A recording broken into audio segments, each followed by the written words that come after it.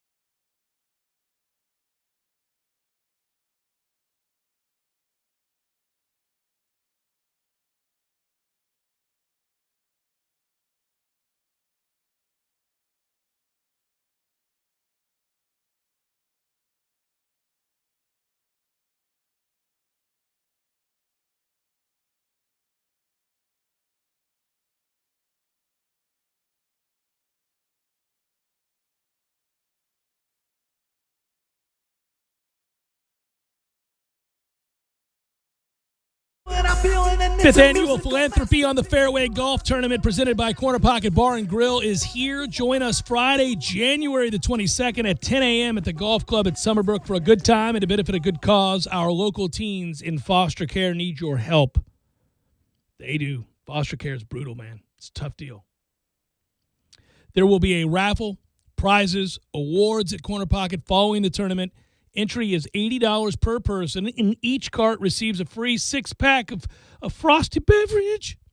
Sign up today by calling Corner Pocket 850-574-2724, 850-574-2724. You can also do it in person. Go visit them, get you a tall one, 2475 Appalachian Parkway, and some shrimp.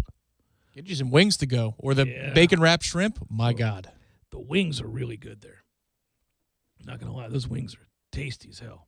I haven't had them in a while, Tom. I should put a call into you one day when you're on your way in passing there. Tommy, get us some wings. It could happen. You're going to have to call Matthew now. He's more in that area. He's more right there? All right, you're right. Get off your ass, Matthew. Do the right thing. During the lunch hours. Like, I'll be there for, maybe a beverage on the deck. Oh, I could meet you. They've done some things. They got little fire pits out there on the deck now. That's what you do. As expected, tomorrow's game at Pitt has been postponed due to COVID-19 protocols. No makeup date for that game or the two previously postponed contests, FSU Duke, FSU Syracuse, has been announced as of yet. Devastating. So, unlike during the non-conference schedule in November and December, there is little flexibility to make up games when COVID-19 strikes a team during the middle of the ACC schedule. As of right now, FSU has played 2 games within their ACC schedule.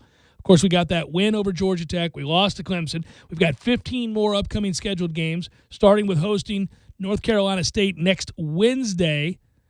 The Wolfpack had their own COVID-19 issues last month, causing the cancellation of 4 non-conference games and the postponement of an ACC game between December the 5th and 16th. Since protocols require a minimum of 7 to 10 days of quarantine, programs are not allowed to play for almost 2 full weeks after either a positive diagnosis of a team member and or contact tracing from a positive diagnosis. Now, FSU isn't the only ACC team currently dealing with this problem.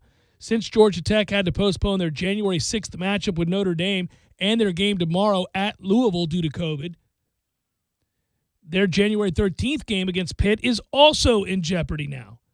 The question within the ACC front office is, will they try to alter the schedules so that some teams will have to play 3 games within a single week in order for all 15 programs to have played 20 ACC games under their belts prior to the ACC tournament? An increase in travel leads to potential increase in exposure, and you begin to wonder whether that strategy would be detrimental. They could follow the lead of college football, just try to get through the regular season and not worry about the disparity in the number of games played amongst the teams vying for NCAA tournament bids. I think that's probably what they're going to end up having to do, because asking a team to play 3 and 4 games in a week is really not viable. No, what sucks, and here's 2 options you could have. One of them is to just extend it out. The tournament starts later, but they just announced this week that, they're moving full steam ahead with the plan of the bubble in Indiana. They're all going to play Indianapolis, 5 or 6 different arenas. Venues, yes. Right. One of them hasn't housed a basketball game since 1981. Well, you've got to give them more time. Like, you got to push this back into April so these leagues can clear the games they need to. Because maybe, just maybe, at the end of the season for the conference tournament, you could go to the site, Greensboro, I think it is again this year, big surprise, but you could go there a week or 2 early and get 2 or 3 games in before the tournament starts. It's like round robin play for reseeding. That's true, yeah. You've got to make up the inventory somehow.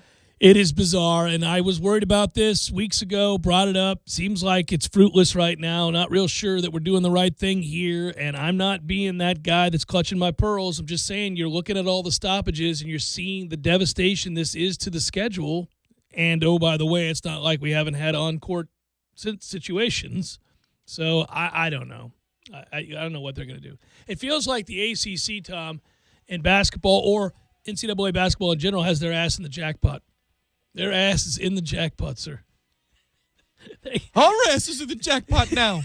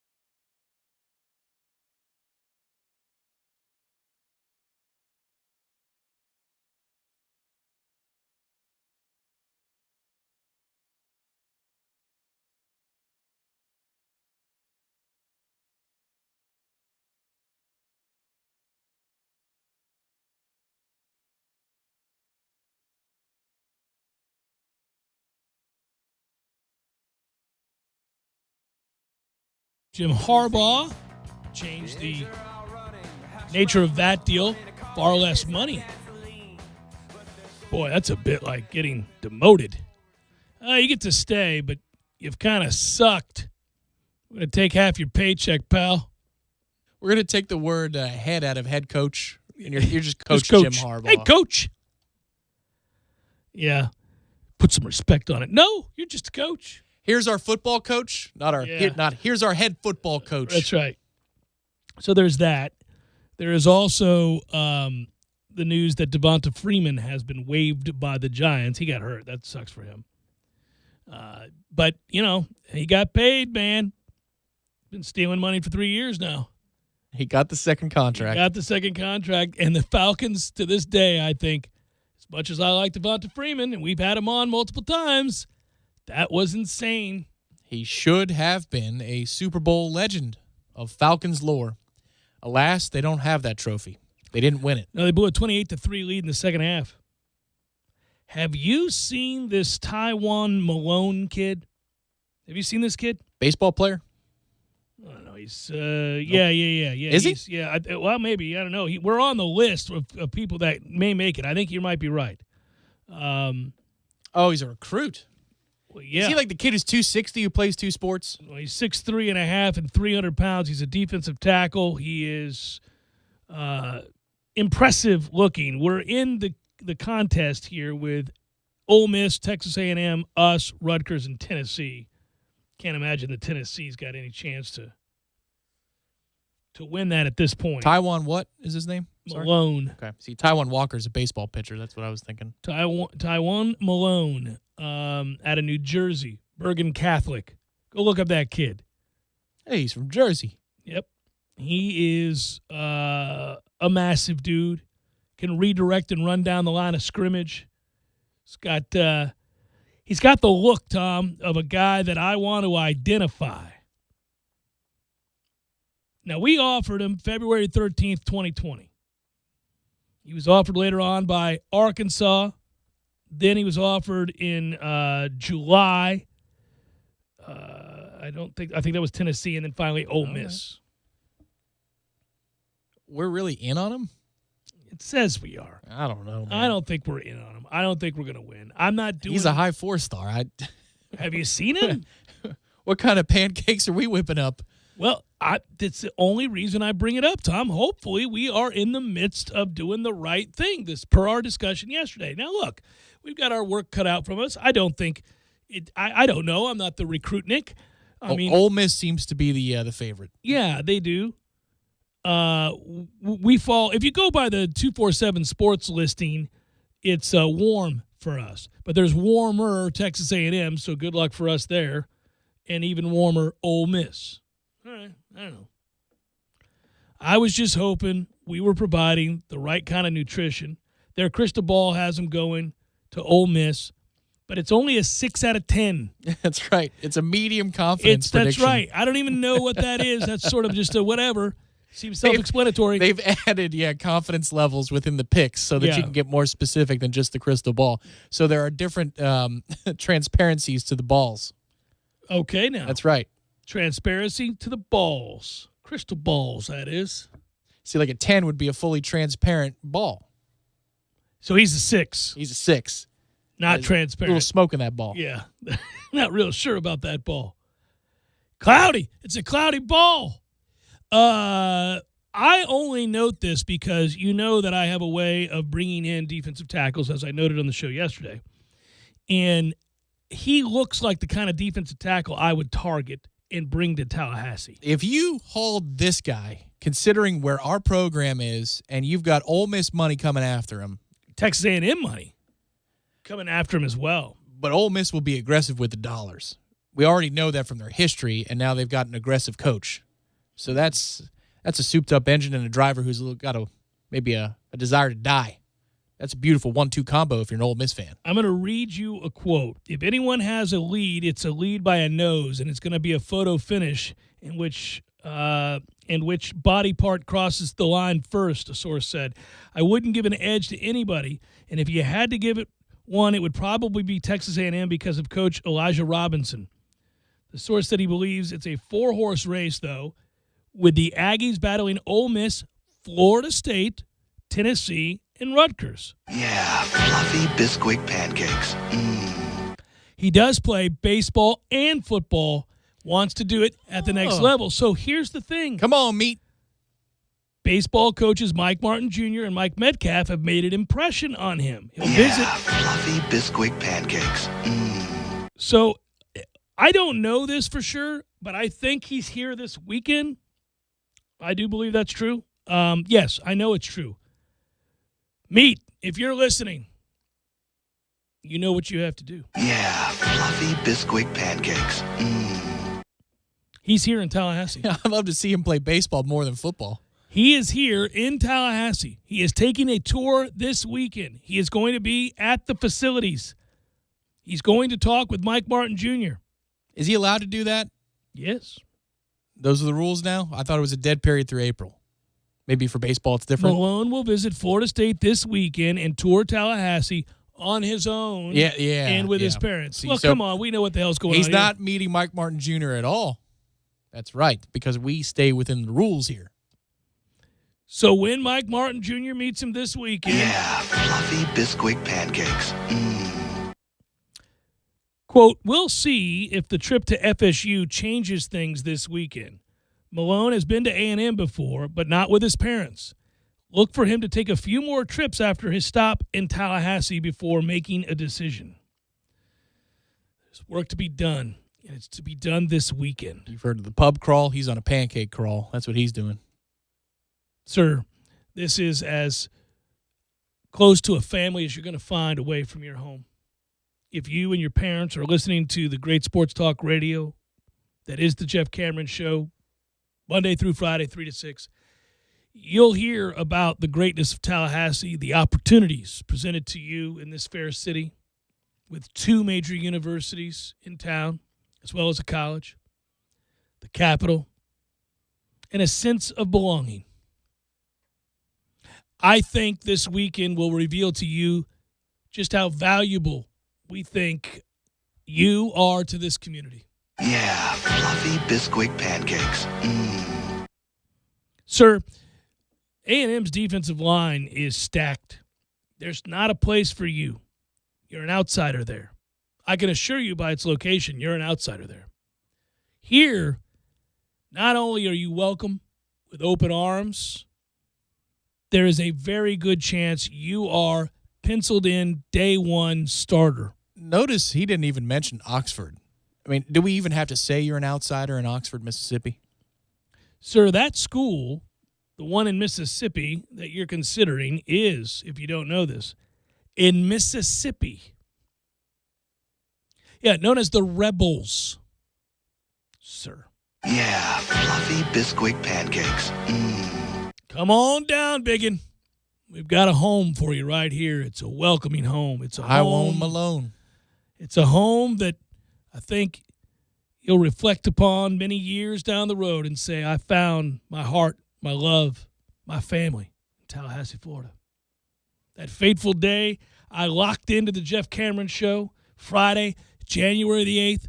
There he was in hour number 1, calling me. My dad smiled. My mom smiled. They said, this is it, son. This is it. Yeah, fluffy Bisquick pancakes. Let's go have some pancakes. It's Jeff Cameron Show, 97.9 ESPN Radio.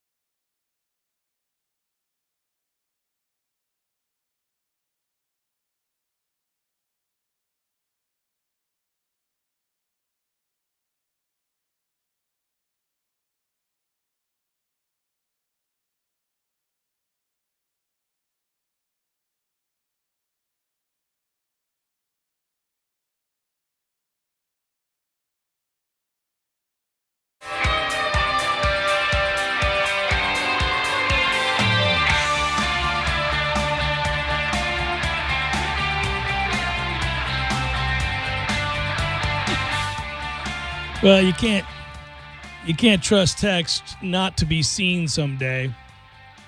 We all know that, yet we send salacious stuff to our friends all the time. I get texts from former producer extraordinaire Matt Millar that will make you cringe sometimes. Man, the old meeting texts were They were the best. I'm asking for one now. It's going to go, and then here comes one. Oh, though, it's so funny. I mean, it's so funny. I mean, look, we can't be so sensitive as to be, up in arms about it. But yeah, Matt would be funny. He'd send texts that just, they're just things you can't have pop up on your phone in a meeting. And if they do, and you're the only one to see them, you struggle to hide your feelings about that, your emotions. And that's where before, there was a time where it would just show up on the screen. Yeah. And you go, oh.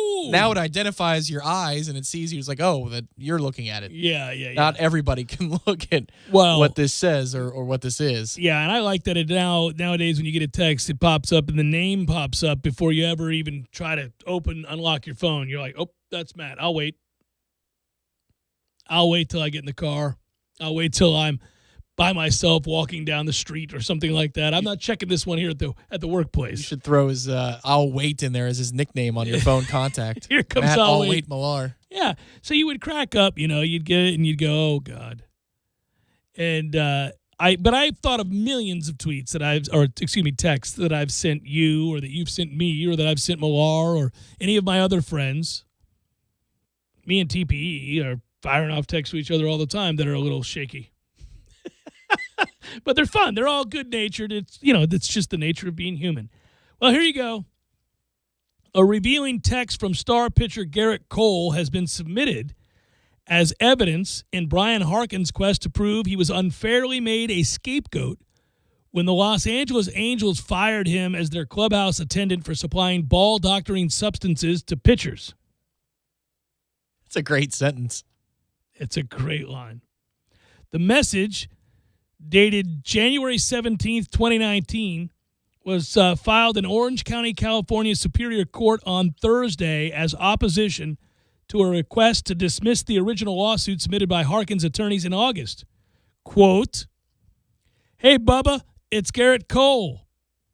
I was wondering if you could help me out with this sticky situation." Winky face emoji. "We don't see you until May, but we have some road games in April that are in cold weather places.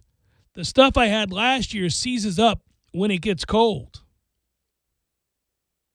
Pretty straightforward. Yeah. I hope they're talking about cheating on the baseball field. Harkins was fired last March, ending a nearly 4-decade run with the Angels after the organization was informed by MLB that he was providing pitchers with an illegal blend of rosin and pine tar, a violation of a rule that had never been strictly enforced before. Harkins' attorney, Daniel Rasmussen and Matthew Brown, filed suit against the Angels and Major League Baseball in late August. The defendants filed a motion to dismiss it. A hearing's been scheduled to determine whether the case will move forward or not. The original complaint outlined the reasons why applying rosin and pine tar on baseballs by pitchers has been a long-held, accepted practice done largely for safety reasons, and insinuated that Harkins was fired without proper warning. It stated that Harkins never received a copy of the memo issued by Chris Young, the former MLB vice president of on-field operation, who's now the GM of the Texas Rangers, that re-emphasized the rule disallowing the application of foreign substances and stated that the club personnel would be forbidden from facilitating the practice any further. So here's what I think is interesting. You have in this opposition a declaration from Harkins in which he recalled a March 26th interview with attorneys from Major League Baseball. During the interview, he claims that he identified Garrett Cole, Justin Verlander, Edwin Jackson, Max Scherzer, Felix Hernandez, Corey Kluber, Jabba Chamberlain, fat ass, Adam Wainwright, Tyler Chatwood, amongst many other pitchers who previously asked for his specific blend. This is like a weed dealer. My man's so good, he's got a certain strand that they want. Listen, Keith likes to mix the rosin and the pine tar too, but man, it's too strong. I can't function with that stuff. Other time, Peter, you know Peter, don't you? He's with the Rangers. I get his stuff, but it's too weak. It's too weak. It's not enough. I feel like I'm not even doing anything. Might as well just not have even used it. But your stuff's just right. Your stuff is special, Harkins. It can get high for you. I'm going to need you this weekend. Give me that special blend. We got a big series this weekend, Harkins. I need you, buddy. Should I just look under the dugout bench? Where should I go to get it? Roll out the good stuff. So now, by the way, he said it became popular when his man Troy Percival, remember that name? Oh, Troy Percival. What a closer. 20 years ago, showed him the right way. Harkins also named several current and former Angels. Brendan Donnelly, isn't he dead? Who's the one that died? Sorry. Donnelly must still be alive because you weren't sure. Kevin Jespin. Tyler Skaggs was the one who passed away. Yeah. Well, there was another one. I think the Angels had two. The Cardinals had one. Oh, well, no, that was no, I remember that. That was sad. He fell asleep in his hotel room there before they played the Cubs, and he died. No, I thought the Angels had a car wreck and then also an overdose. Nick Adenhart. That was right. Boy, I'm like a trap, Tom Lang. A steel trap. Anyhow, so If it's death or something illegal, you got it. I got you down.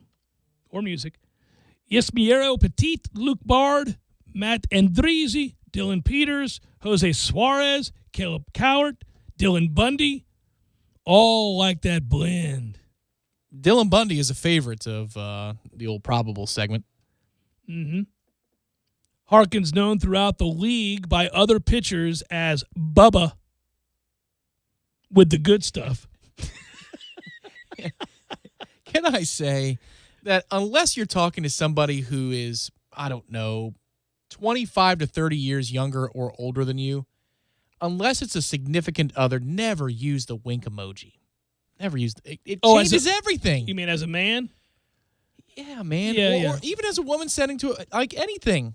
It could be misconstrued. If I'm like, Jeff, I have a problem, wink face. Where are you going with this, yeah, pal? what kind of problem? You got a venereal disease, Tom? What is this? I don't know. Problem, wink face with a smile. Yeah, what's going on here? With hookers? What's going on? So this guy's known as Bubba, and this gets better and better. He learned from Percival, and it's a special way of going about the rosin, pine tar, and Moda stick fix.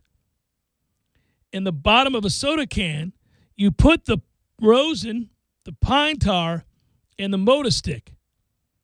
And then you melt it with a lighter. We're over here smoking crack to create the sticky substance that is widely distributed to home and away pitchers. The sticky icky, as Snoop calls it. Mm-hmm. Harkins provided his special blend.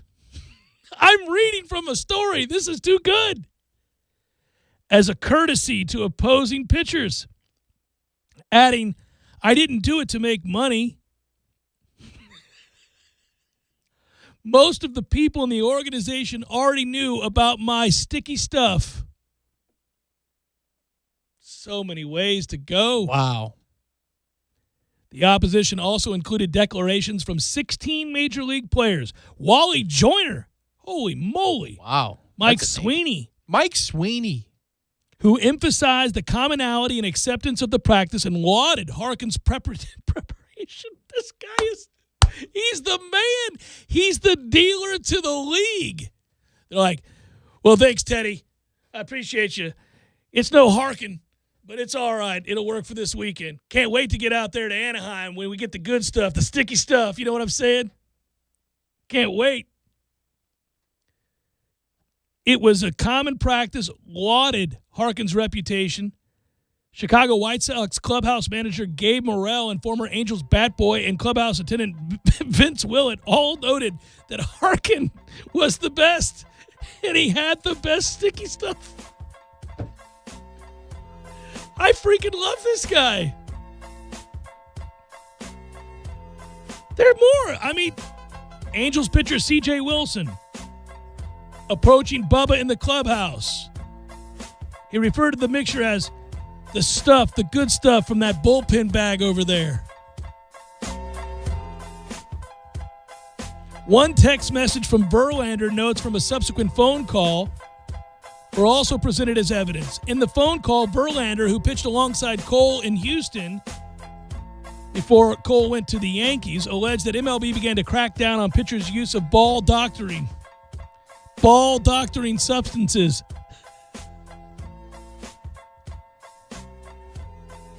The opposition also includes a text message from Angels bench coach Mike Gallego, who wrote in part, "I'm so sorry this game is using you as the scapegoat."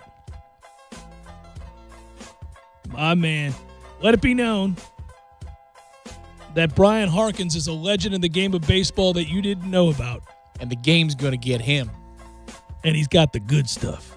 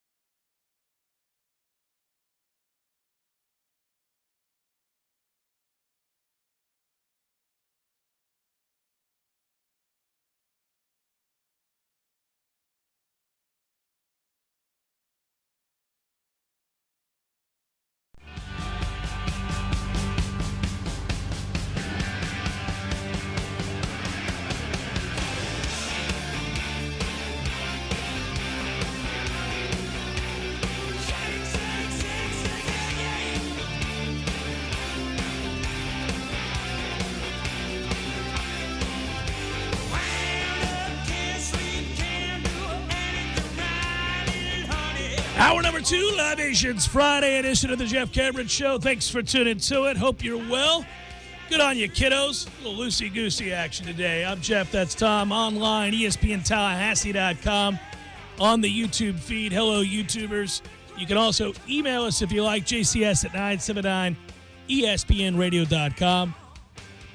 Post the show, all 3 hours of it, after it concludes on Apple Podcast. You can find it really anywhere you get podcasts.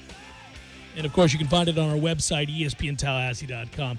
You know, we decided to do a little something different here today. It's not much different. It's the same thing we do throughout the course of the football season. But traditionally speaking, when we get down to wild card weekend and the like, I don't want to give away Lee Sterling's entire card. That's just not right. You can't have the man come on here and give away his entire card for nothing. But I did want to have him on. It's a unique playoff this year. The national championship game is on Monday. And so I figured I'd pick his brain a little bit, and we will take some angles here. Of course, Lee Sterling, Paramount Sports, and he joins us now on the Phone Hero Hotline. All guests appear via the Phone Hero Hotline, specializing in iPhone and iPad repair. 2 locations, 2915 Cary Forest Parkway, also 833 West Gain Street, online at phoneherotlh.com. Lee, how the hell are you, sir? Happy New Year. You too. I'm good. I'm really good. I can't complain. We went on a run the last 3 weeks in the football, 17-5 run. So Nice. Nothing to complain about. No one's calling. When you lose, they're hitting you up on email, Twitter, DMing you. Yeah, I know. They are relentless. When you win, I mean, I can go sometimes days without getting a call now unless someone loses their call-in number. Well, that's a good thing. And, that means you've been very successful. The quieter it is in your office, the better off it is. I think that's true for most all of us. That's a good thing. Okay, so I'm in love with what we have this weekend, Lee. I call this a park your ass Saturday and a park your ass Sunday. There's no reason to go anywhere. We get the extra game. I mean, in essence, from 1 o'clock in the afternoon to about 11 o'clock at night, if you're not careful, this day can get away from you. If you, the NFL loves this. This is unreal. An extra game, more money, and another betting opportunity. So instead of 2 games each day, you got 3. It's unbelievable. Yep. As I pick your brain here and ask you questions about how you handicap this, how you go about the process, is it any different than what you do during the regular season for a playoff game? Just keep digging deeper and deeper and deeper, trying to find, situations, looking at the matchups. I can watch, the last 5 games maybe twice from each team to spot something. And you got to dig in with the COVID situation. Some of these teams, are going to have some situations this weekend. So how can that affect the teams? It's very important, too. So I like it. I like the bowls, and I love the playoffs. Last year we went on a 13-3 run from January 2nd through the Super Bowl because everything slows down. So the more I can hone in on individual games, the better for me. Do you do anything, Lee, as you're digging in, do you do anything that has to do with, say, matchups between teams like Cleveland and Pittsburgh that have already seen each other twice? Mm-hmm. Do you do anything differently with teams that have played each other multiple times or have, say, 4 or 5 like foes during the course of the year? Well, let me give you a situational matchup. So people look at Tampa Bay and Washington, and they'll say, oh, these teams haven't played in a couple of years. Well, if you dig deeper, you realize that Ron Rivera coached at Carolina. Who's in the division? Tampa Bay. Right. Who's Washington's offensive coordinator? Scott Turner, coached at Carolina. So he actually knows the Tampa Bay defense well. Not going to take him as long to prepare for that game. So, those are the average person's not going to spot that. They're going to look at the games. They'll look at stats and trends and things like that.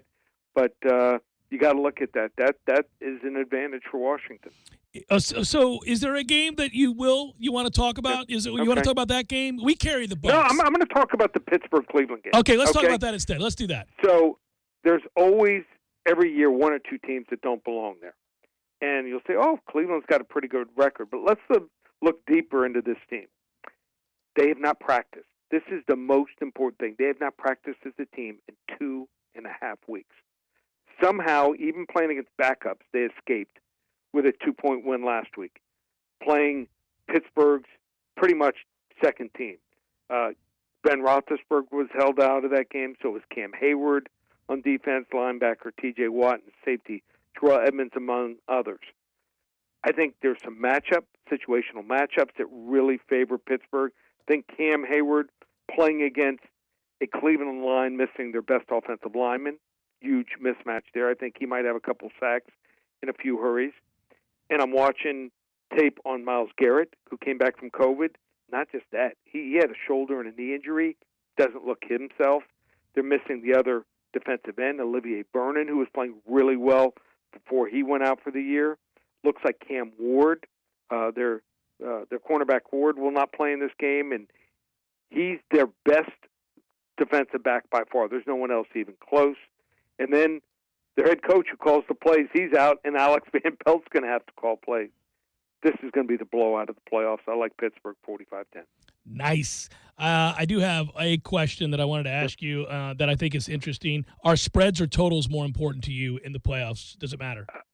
It's always been tougher for me to find plays on the totals because one play can determine that total more. I think I get a little bit better feel on who's going to win and how much. But if I see a total that's off, and I've got one total this weekend I'm going to release, if it's off by 4 or 5 points, yeah, I'll release it. College football, it's got to be 7 points or more because points are cheap. But, there's always some situations with totals. I just think it's a little bit tighter and a little bit dicier. Total in the national championship game, depending on where you're looking, 74.5, something like that. Ohio State, Alabama. Want to delve into this? Yeah, so I think Justin Fields played unbelievable. We might look back by the time when he's retiring from the NFL and say his best game was in college. That was an incredible game. Clemson. He was out of his mind. So I think by Dabo opening up his mouth, biggest mistake he ever made. They were certainly not the 11th best team. At worst, they're going to be the second best team. And I think, though, it's just tough to get back up twice. And I think the Ohio State defense is vulnerable. I think defense is about emotion, flying around. And after that first couple series, I thought the Ohio State defense settled in. They're not great at all by any stretch of the imagination, but they played as well as they could. And the Alabama offense against 4 ranked opponents this year. And the last 2, Notre Dame and Florida, I thought they took the foot off the gas in the second half. Yes, they did. They averaged 537 yards and 44 points, and they might have Jalen Waddle back for this game. I like Alabama 48-34. Should be a fun game, and you're right. That's a high total right there. Lee, if folks want to get your picks and your weekend of NFL action along with that national championship game, what do they need to do? Just go to ParamountSports.com. Actually, this coming week we'll be starting hockey. I've never given out hockey selections. Nice. One That's of my right up our employees, alley. he tracked them last year. He's got really strong, keen eye watching hockey. I have trouble even telling when it's icing. So well, we'll do that. And he also does baseball. He does hockey and baseball in a 1, 2, and 3 unit system. Last year he was up 48 units in baseball. So we added UFC during the pandemic, which one of my other employees and I do together, and we won 25 of 36 cards since they came back. So for the first time ever, there's no need to go anywhere else. We are one-stop shop. Everything's available right now. You want to hop on board for football through the Super Bowl or basketball, just go to ParamountSports.com. I love it, Lee. Way to expand the operation, brother. Be well. I'll talk to you soon, okay? Okay. All Thanks, right. Jeff. Take care. Lee Sterling, Paramount Sports. Hey, man, there's a fortune to be made in baseball. If you talk to sharps, there are a lot of those old guys will tell you the money is in the long haul on baseball. That you got to listen, you're in it for 162. The money is in baseball. I can tell you that I had a really rough fall because college football this year was quite difficult. Actually, I started to leave college football this year. You noticed. the NFL was easier for once. I like teasers, Tom. Yeah, well, yes. I can't say it enough. I really, we really. gotta get a sounder for teasers. I really love two-team teaser pleaser. I mean, I love it. even for now. Turn down for what? Teaser? Well, you must know, by the way, and you just heard Lee Sterling.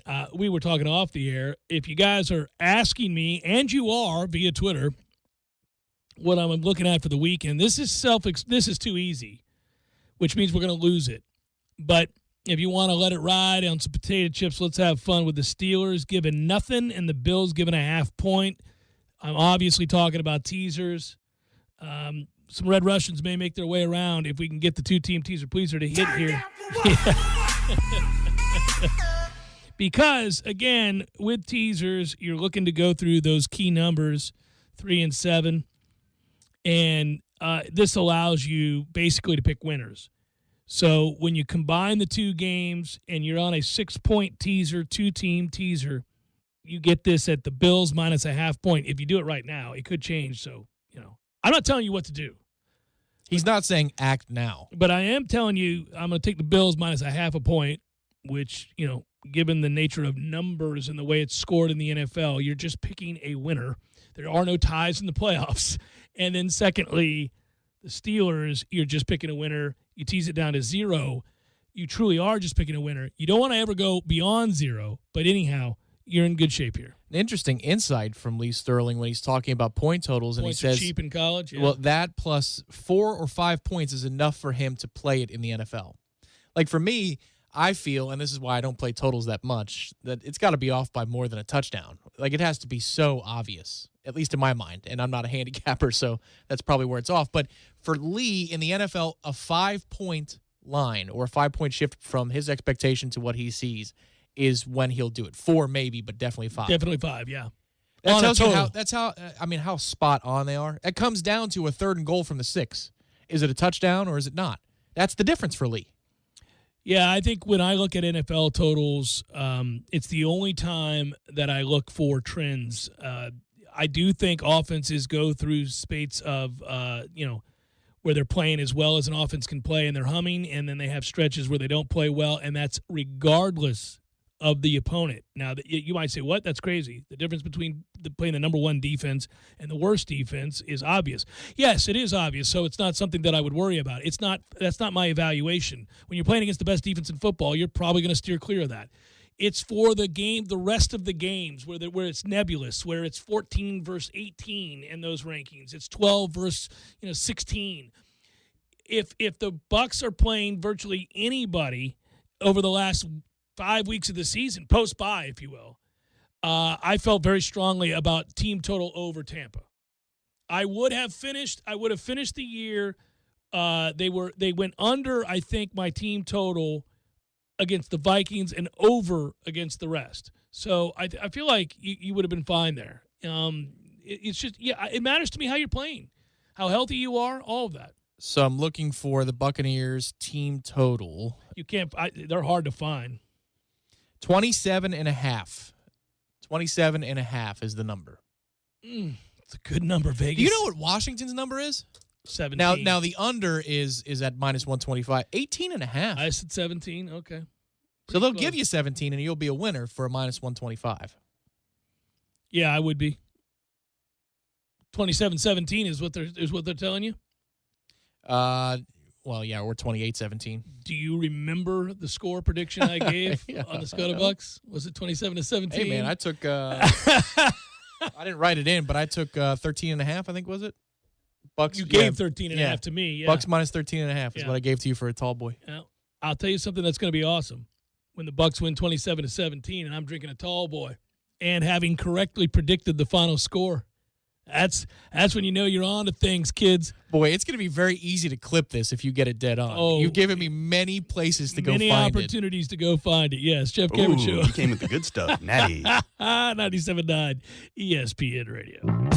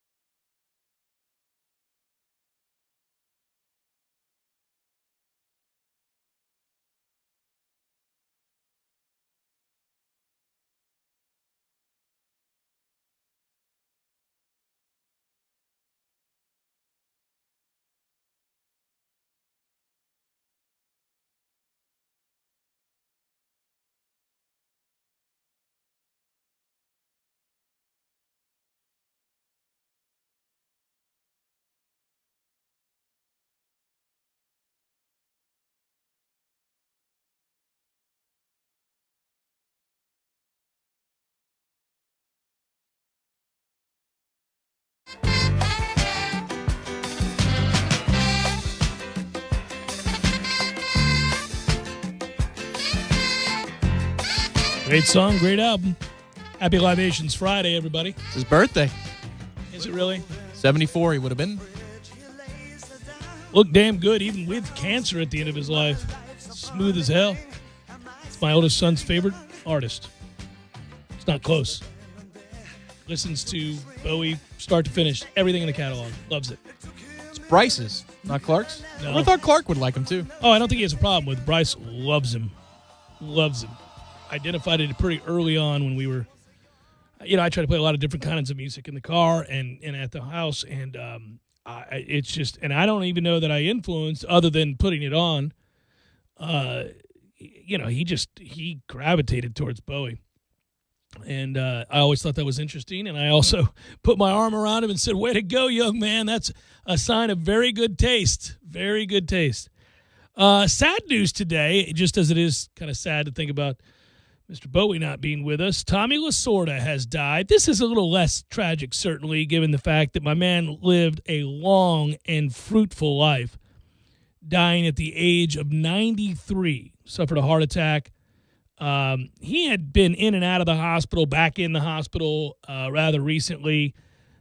At 93 and in and out of the hospital, it's certainly not surprising to find out somebody has passed away. But nonetheless, obviously, we doffed the cap today to Tommy Lasorda, who was an absolute legend. He was at his home at the time of his passing late last night. But he's one of the legends of the game when you consider that Tommy Lasorda also was very progressive. And I wanted to bring this up.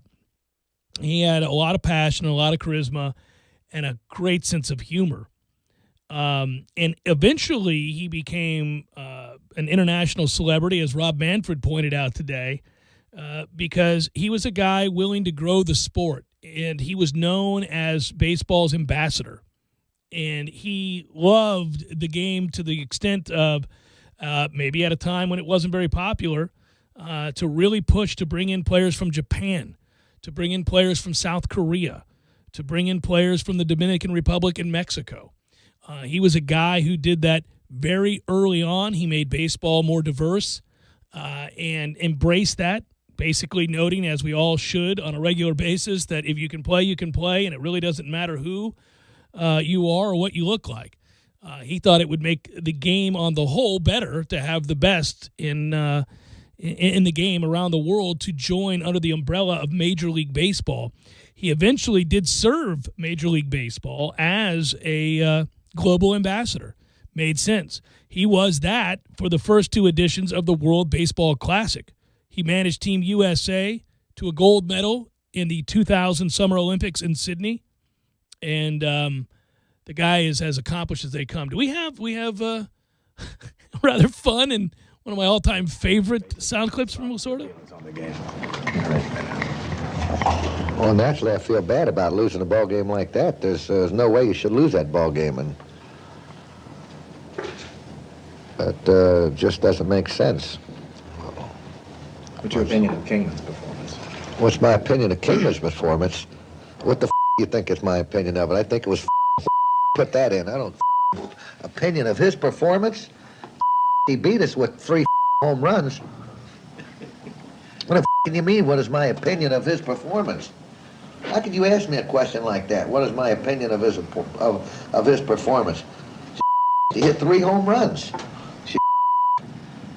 I'm off to lose the game, and you ask me my opinion of his performance. I mean, that's a tough question to ask me, isn't it? What is my opinion of his performance? Yes, it is. I asked it, and you gave me an answer. Well, I didn't give you a good answer because I'm mad, but I mean... That wasn't a good question. That's a tough question to ask me right now. What is my opinion of his performance? I mean, you want me to tell you what my opinion of his performance is? You just did. That's right. Guy hits 3 home runs against us.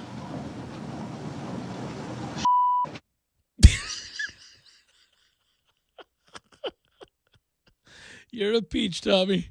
That's a great moment in exchange, too. The reporter did a good job of realizing maybe that was a bit of a poor question. And you gave me an answer. Well, I didn't give you a good answer, but 'cause I'm still mad, which is a human moment. Yeah, it's good. Yes. That was the best part at the end. He's, yeah. I like the cracking up in the background when he starts in, too. Oh, because the one reporter's cracking up. whoever that is has seen this song and danced before. Yeah, let's do it again. Well, naturally, I feel bad about losing a ball game like that. There's no way you should lose that ball game, and that just doesn't make sense. What's your opinion of Kingman's performance? What's my opinion of Kingman's performance? What the you think is my opinion of it? I think it was put that in. I don't opinion of his performance. He beat us with 3 home runs. What the do you mean? What is my opinion of his performance? That guy chuckling is fantastic. You're right. He just goes, See if I can turn that up a little bit, but yeah. He beat us with 3 home runs. What the do you mean? That reporter is great. He's just like, this is great. I have to watch this. He managed the Dodgers for 2 decades, running from 1976 through 1996. He won 2 World Series titles, 1981, 1988, both very memorable. I remember both. Tom remembers neither because he wasn't born for one of them. It was 2 for the other. The 88 is as famed as they get, though. You've seen the Kirk Gibson home run many times. 4 National League pennants, 8 division titles, won a pair of Manager of the Year awards, managed in 4 All-Star games, finished with 1,599 wins as a manager, which is top 25 all-time in Major League Baseball history. Inducted into the Hall of Fame back in 1997. Retired. His number 2 jersey did the Dodgers shortly thereafter. I mentioned he won a gold medal as a manager in 2000 for Team United States in the Summer Olympics. He served in a lot of front office roles with the Dodgers after he retired. They brought him back as a special advisor, which is a nice way of saying, we're going to pay you just for having been a lifelong Dodger. And you know, Tom, ultimately, if you do something well enough for long enough that they decide they want to pay you for the rest of your life just to exist and be around the ballpark or your office, you've done something well, sir. Yeah, you make the place better just by being there, is what they're saying. Jack McKeon got a little bit of that with the Marlins at the end. He's still alive, but I saw Jack McKeon several times, had a great conversation with him because of my friendship with Matt Britton, who worked for the Marlins for 13 years. He would just be wandering the office. It would be hilarious. You just walk in, there's Jack, and he ignored all of the rules. Cigar in his mouth, walking right down the hall, big no smoking sign. Nobody's saying a word to Jack McKeon. You want to know a great footnote of that clip, Tommy Lasorda? It's from May 14th of that year. That's a nothing game. Mm-hmm. That is a nothing game in the course of 162, and he is that mad about a nothing game. Well, you know, I mean, losing it to Dave Kingman, who was a prodigious home run specialist. He was swing and miss before swing and miss was popular. But if he connected, he hit balls out onto Waveland. Really long home runs for years for the Cubs and others. And, you know, I actually, Dave Kingman, I met Dave Kingman at the old Al Lang Stadium where the Mets used to train way back when. And he was a mountainous man. I was a little kid, so he looked even bigger to me than he probably was. But he was a big dude, Dave Kingman was. Kind of a Rob Deere type, you know, these guys that just, they swung for the fences. And he would be a guy that hit 50 home runs and bat 207. Rob Deere? Another great baseball swinging miss guy that hit a lot of home runs. There are a lot of these kinds of guys you go back through. Really became popular. It began to become popular, I dare say, in the 80s. You get a guy, if the rest of your lineup could get on base and the rest of your lineup could hit and, you know, occupy the bases, you needed a guy that could drive him in one swing of the bat. Earl Weaver was a big proponent of this. He hated, as he said, these little scat guys, little slappies. He wanted guys that could hit the ball.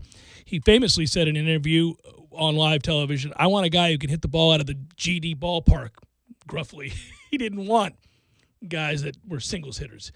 Earl was a little terse at times, but Kingman became this guy that a lot of teams would just bring in if they had the lineup around him and say, you know what, if you hit 210, 220, I don't care. Hit me 48 bombs with 100 RBIs and we're good. Forward thinking. They didn't know it. They didn't know it, right. And that's kind of the way he was. So when he's referencing Dave Kingman, he's talking about the one of the most prolific home run hitters of his era, and he hit 3 that day. I know Dave, obviously, because he has a history with the Mets. He was on the 73 team. Yes, he was. That Willie Mays blew the World Series for him. Well, that's unfortunate. He was out there wandering around, broken down, should have never been out there.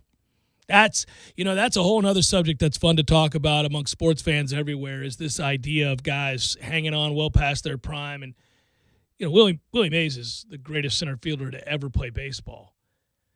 And to even have that, that was great for the Giants. Just to be associated in any way with bumbling and stumbling. Oh, your dad says the one reason I don't like the Mets is because of Mays. I'm like, well, do you think that they forced him to play?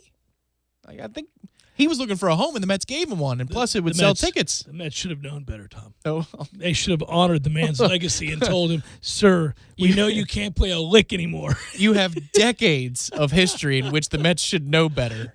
And they, legitimately speaking, not in this instance, and they didn't. So, yeah, that wouldn't surprise anybody. Final ribbon, or to put a ribbon on the great career and life of Tommy Lasorda, if he had made it through, unfortunately, this upcoming baseball season, it would have marked the 72nd season in which he was associated with the Dodgers.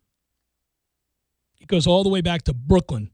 He managed, coached, scouted, and pitched. I hope Vin's doing okay today. I wonder if he and Vin got along. I would think. They probably had to have at some point. I would think they got along swimmingly. Lasorda is a bit like Uecker, Bob Uecker, in that he sucked as a player. His career numbers aren't really good. He only had 26 big league appearances. He got lit up, finished his career with an ERA of 6.48. Didn't really strike people out.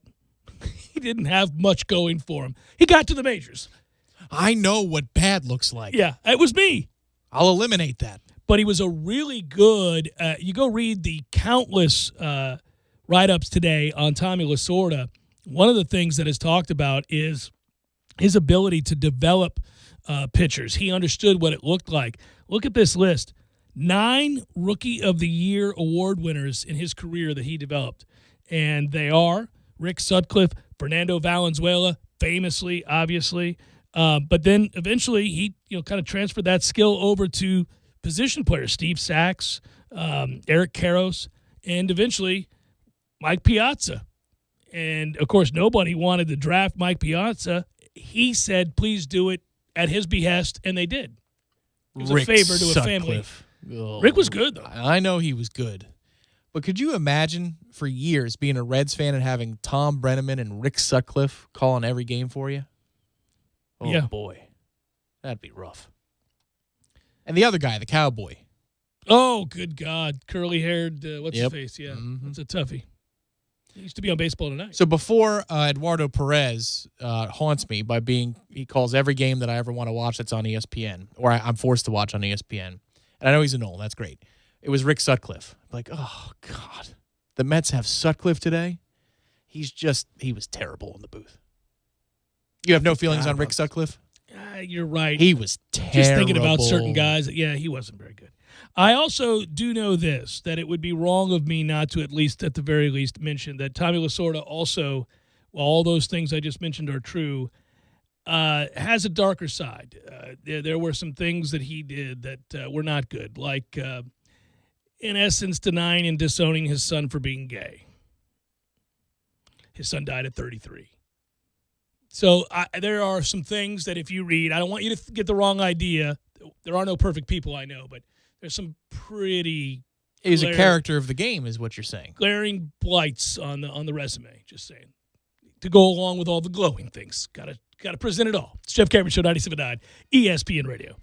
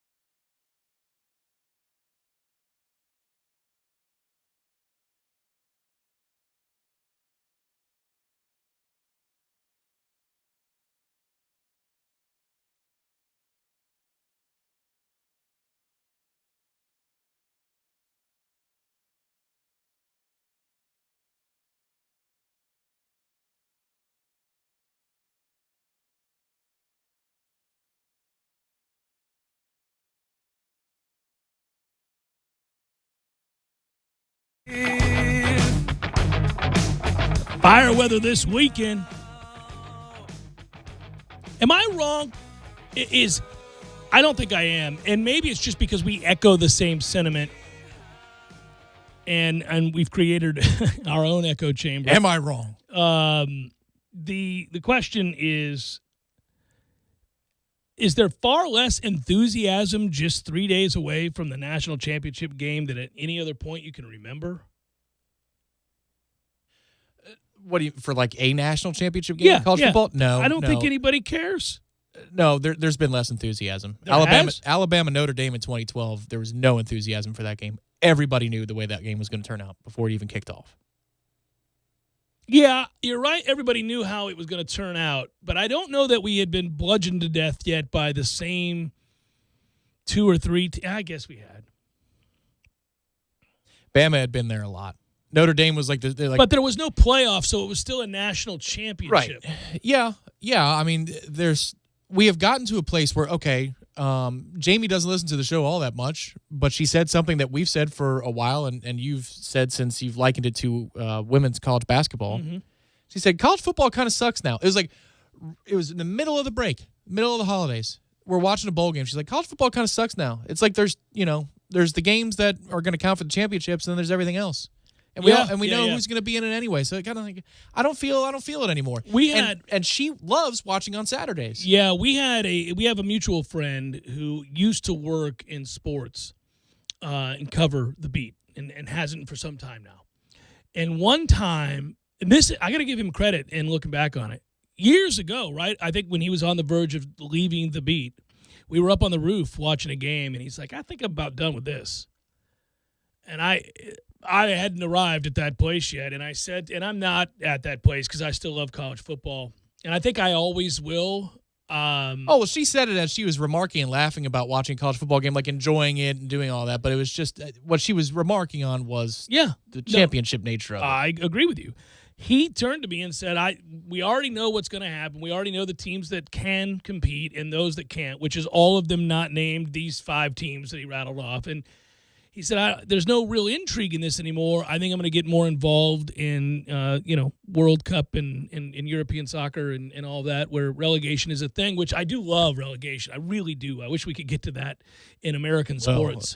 Let's just wait till we get a little bit better because we would have been relegated out of the ACC. Well, they're not relegating college teams. I'm talking about professional sports. I like relegation a lot. But, yes. We'd be in the American right now. That's all right. We'd dominate that sorry-ass conference. 7-5, baby. Here we come. Bowl bound. Let's go. But I remember that conversation. I remember thinking, I'm sorry he feels that way. I can understand his point. It's not completely invalid. I'm not there yet. But you know what it is?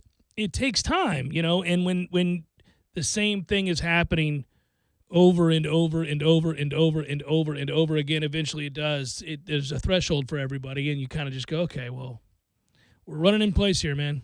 We're kind of running in place here. And I am of the age, admittedly, where my perspective goes back a little further to a time where it was a little bit more wide open. And every time I make that argument, people say, go back and check the record books, Jeff, and look who has won national championships over the last 50 years.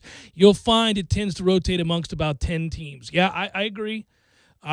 But the possibility is what we're talking about here, where the possibility of other teams being in contention, not named, and then grab Alabama, grab Southern Cal, grab Oklahoma, grab, whatever power programs you were the last 40 years, Florida State, grab whoever you want, right? Ohio State. Yeah, because outside of that, there were these years, and I can pinpoint them, and I have. We've talked about it. I mean, BYU winning the national championship at 84 simply cannot happen now. Georgia Tech and Colorado splitting the national title in 1990 simply cannot happen now. It wouldn't have happened then, BYU. The playoff would have, I think if you had the playoff at that they point, didn't deserve they wouldn't have to win survived. the national championship. Yeah. I agree, but the possibility, the thought that team could be in a position to do that.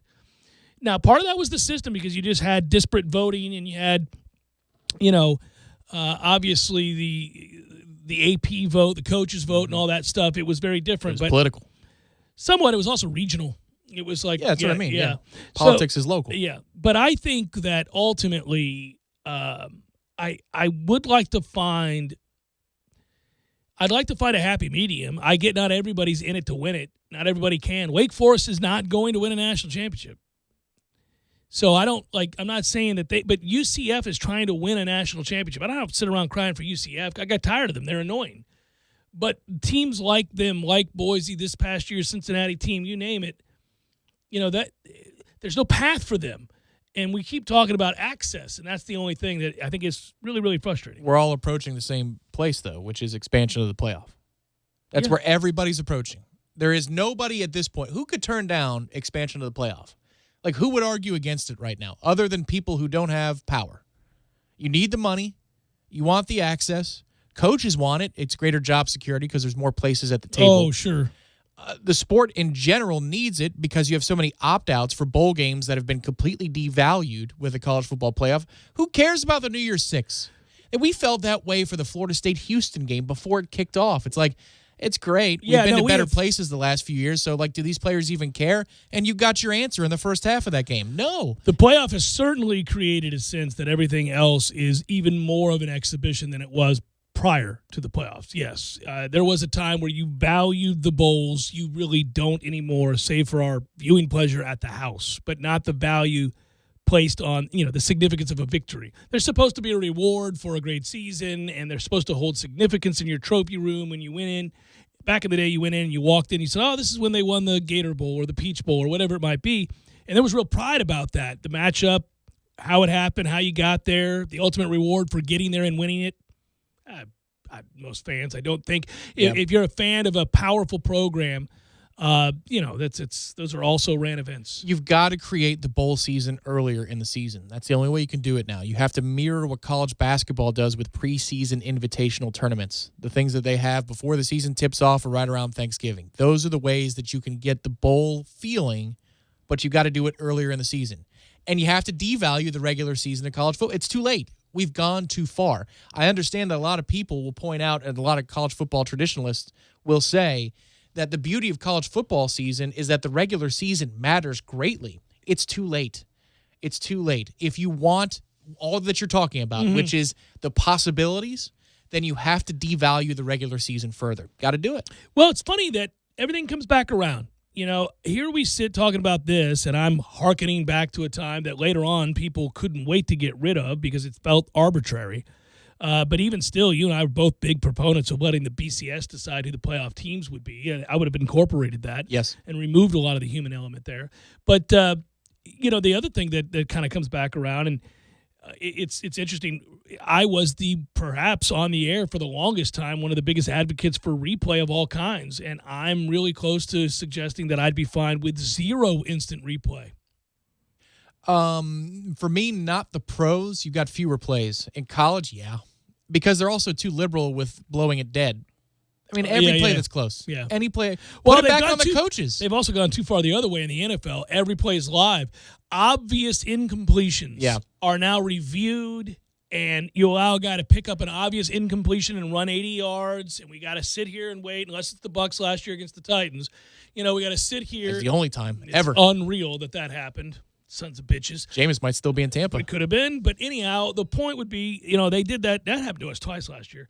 But that situation, I watch now, there are guys that will catch a ball on a bounce, and it's not even close. Everybody can see it. And then the dude's running 80 yards, and the officials just run alongside. I'm like, what are we doing here? We don't have to be ridiculous about this, guys. Let's go. I agree, but I think the NFL does it far better than college does it. And the crazy thing was when college rolled it out and they talked about that they're going to review, X number of plays or these plays are candidates. I was like, yeah, that's way better than the NFL. They just got way too whistle happy in a lot of ways in college. Like to the point where my number one thing for radical change in college football is I'm keeping the clock rolling. Enough of this first down, the clock stops. People are abusing that to a place where you got to take it away. This hurry-up stuff abuses the hell out of that rule. You could just do it and say that clock runs, except for it's the last 5 minutes of the game. Yeah, you could institute the old rules for first downs it's at that the point. NFL rule about going out of bounds. Right. We keep it running at the 13-minute mark of the second quarter. Or you could have it, the clock's, it's the old college football rule, the current one that we have now, for the last 5 minutes of the fourth quarter. Right. Because, what was the original purpose of the rule? Was it because, the chains were heavy? The guys were fat? I mean, what was it? They still are. I think everything about what you just said is true. I think the chains are still But relatively do heavy you and the guys notice- are still fat. Do you notice in the course of a game, when it's not crunch time, how arbitrary it is? Like, some clocks will just keep rolling. Others won't. Yeah. And, like, the guys aren't even setting. It's like, we're rolling here. Ball it spotted. is strange. The ball spotting thing is something they've got to fix to begin with. It's just not hard. I mean, we got to get a chip in these footballs. We've come so far in so many other areas. When I sit back in awe at the technology that we have all around us at our fingertips at all times, and you still got these old, slow, half-blind, fat asses trying to spot a ball. Oftentimes they're off by 1.5 yards. I mean, we've seen it. The out-of-bounds play, they make a mockery of where they spot. They just arbitrarily put their foot down somewhere in the general vicinity of where I think that guy Here went. they come trotting, Yeah. you know? They're off the screen. Yeah. And here he comes and then puts his foot down. I'm like, are you kidding me? The worst one, they get it wrong every time. When a guy's going out of bounds and he pushes the ball out past the marker and then his body is 2 yards, 3 yards behind the marker, they never give him credit for the ball being in front of the marker. They always go back to where his feet were. Oh, well, the punt is the worst. Oh, yeah. There was one a couple weeks ago. I think it was an NFL game where, for whatever reason, they went to the actual camera over the field, and the ball is going out of bounds, so you can see where it goes. You're like, oh, God, that's a terrible punt. They should get the ball at like the 35 No, or 40. they said it went into the end zone. They're like He's doing 22, 25 yards. I'm like, God, we can't do better here? That's a tough ask. I mean, that's a weird That's where angle. technology really can just The do you- chip on the ball would have told you exactly where it went That's out. where I think an honorable coach can tell you better than the official who's 30 yards away. Hey, man, that was directly above my head when it went out. I'm on the 35-yard line, yeah. This conversation resembles Seinfeld on the subway with the nudist. Remember the fat guy I reading the forgot about paper? that, yeah. And he's like, they can't pitch. Not about the pitching. They need to hit. They Yeah. need hitters. Well, with the hitting, we need to play good defense. We can't play defense. They've got a chance this year. Yes, they do. Yes, Right, they yeah, do. yeah. Fun baseball time. I forgot about that episode. I'm not a Seinfeldologist, if you will, like everybody is. I went through a phase in college where I watched every episode. I I wanted saw to do every it, to episode do when it it. was on. I was in college when it was on, and it was Thursday night must-see viewing. The whole lineup was, ER included. I went from, remember this show, Arrested Development? Oh, yeah. To Seinfeld. That was Arrested the one, Development too. was awesome, by the way. It was. It was fantastic. It was on show. IFC. Oh. You could binge it all. Fantastic show. Final hour, forthcoming. Stay with.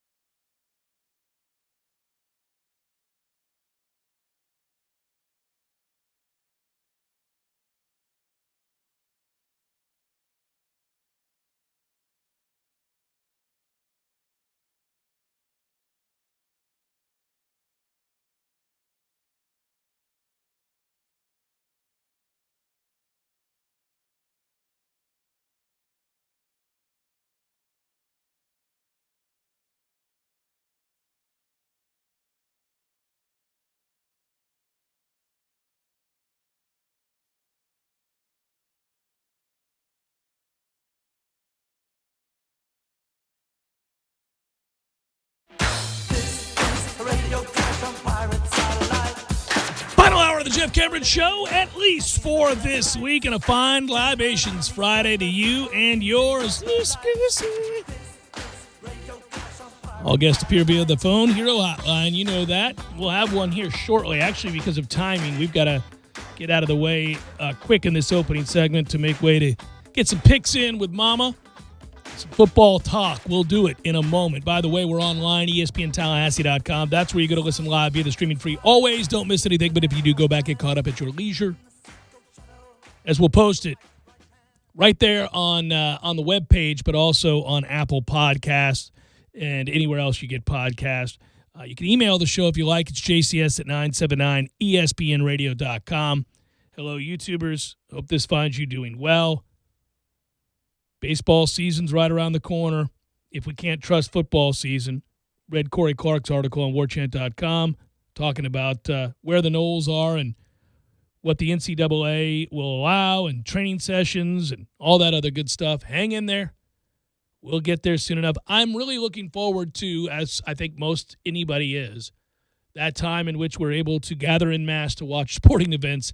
In particular, I rather enjoy sitting in Dick Howser Stadium in the low-key atmosphere of watching a midweek baseball game of some kind. That is the sport I have the most hope for this year because it plays into May and June, obviously, if you make it all the way to Omaha. But if they delay the season by just a little bit, and whose rules are we playing by right now anyway? Omaha should push back into later June maybe. And you could have regular ACC play for a weekend or two in May, and then the ACC tournament in late May. If everything's pushed back, then maybe for the back half of the home slate at Howser, everybody can sit together just like it was 2 short years ago. Just got to have it's tough.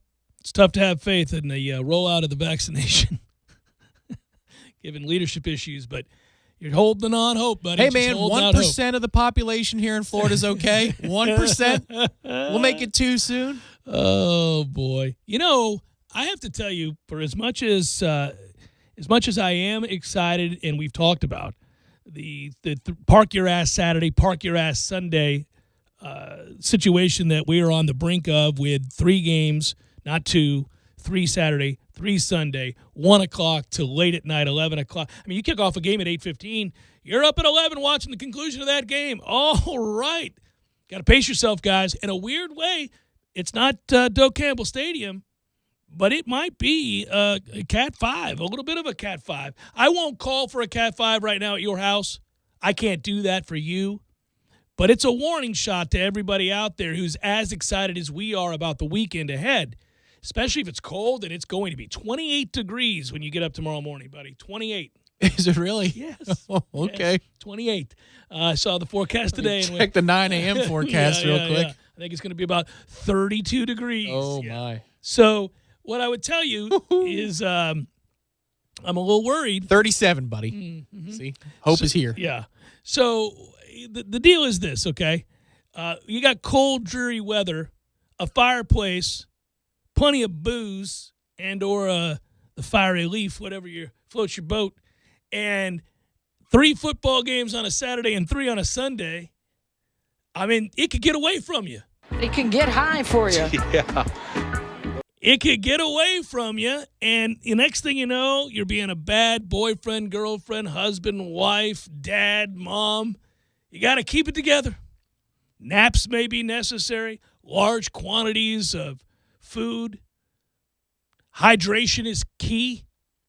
Got to really make sure you got your Gordo's cups filled with water. This is something our mutual friend Bill says around Thanksgiving, which is earn the bird. You got to do what's right so you can earn the bird. Yeah, I've had a good week this week. I've gone to Orange Theory Fitness 4 times this week. They're doing these in-body tests now. I've been dedicated. I've been really working hard. By the way, please allow me this brief opportunity to pimp Orange Theory Fitness because it benefits you, the listener. If you were wavering, or maybe you did the thing that we all do, that a lot of people do around New Year's, which is to have a resolution of some sort that you're going to get it together. Right? That's a fit blanket, fix-all phrase. Here's one, too. I'm going to get it together. When we reemerge from the pandemic and office atmospheres and all of it. Your life returns to something close to 2019. You want to be presentable, more presentable. Whatever because, it might be. The work from home thing's a little bit easier on the presentation. So if that was you and you've heard me talk about Orange Theory Fitness before and thought to yourself, I'd like to do that, I don't know. Well, listen, again, they're at 50% still over there, so there's plenty of space between you and the person that's working out.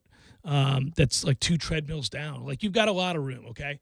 But right now, if you were ready to pull the trigger, they have a special deal going on, and they told me about it yesterday. It's you sign up for 3 months, and you get the 4th month free. A free month of Orange Theory is a hell of a deal. It's unreal. Yeah, that's a good value. It's a good value. So, sign up for 3 months and you get the 4th free. If you needed extra motivation, I thought that might be something you needed to know. That's a hell of a motivator. They're smart to still do 50% for myriad reasons because you're still kind of in a flu season on top of Rona. Yeah, no. But then they're really also respectful of their clients. But I think the other thing, too, is that people are when we all get back together, we're all going to feel a little bit claustrophobic. There's a psychological You gotta effect to all this, man. ease into it. Yeah. There's a psychological effect to all this. What's the first mega concert you're going to go to where dude's leaning up against your shoulder? Yeah. St. Paul and the Broken Bones. I have a hard time with that when we're not in the midst of a global pandemic. I don't love it. As a 49-year-old man, I'm like, okay, I've done enough of this. When I was 20, I was in the mosh pit. I got it. I'm not the one anymore. I'm not front row for Jane's Addiction at Lollapalooza like I was in 90, in 91, whatever it was. It's a different deal. But yeah, Had to have been 91. Had to have been. I can't remember. It was like 90 or 91. I went to the first and second Lollapalooza. Because in 90, they didn't, they only played Yeah. the other events. They didn't make it to Lollapalooza. Drummer got sick. Well, no, they started Lollapalooza. Perry Farrell did, so they were in every one of them for a long, long time. But No, the drummer got sick. I was there. Stephen Perkins was the My drummer. 21st birthday. He's a good drummer, actually. Let's make way and get into football, shall we? Here we go.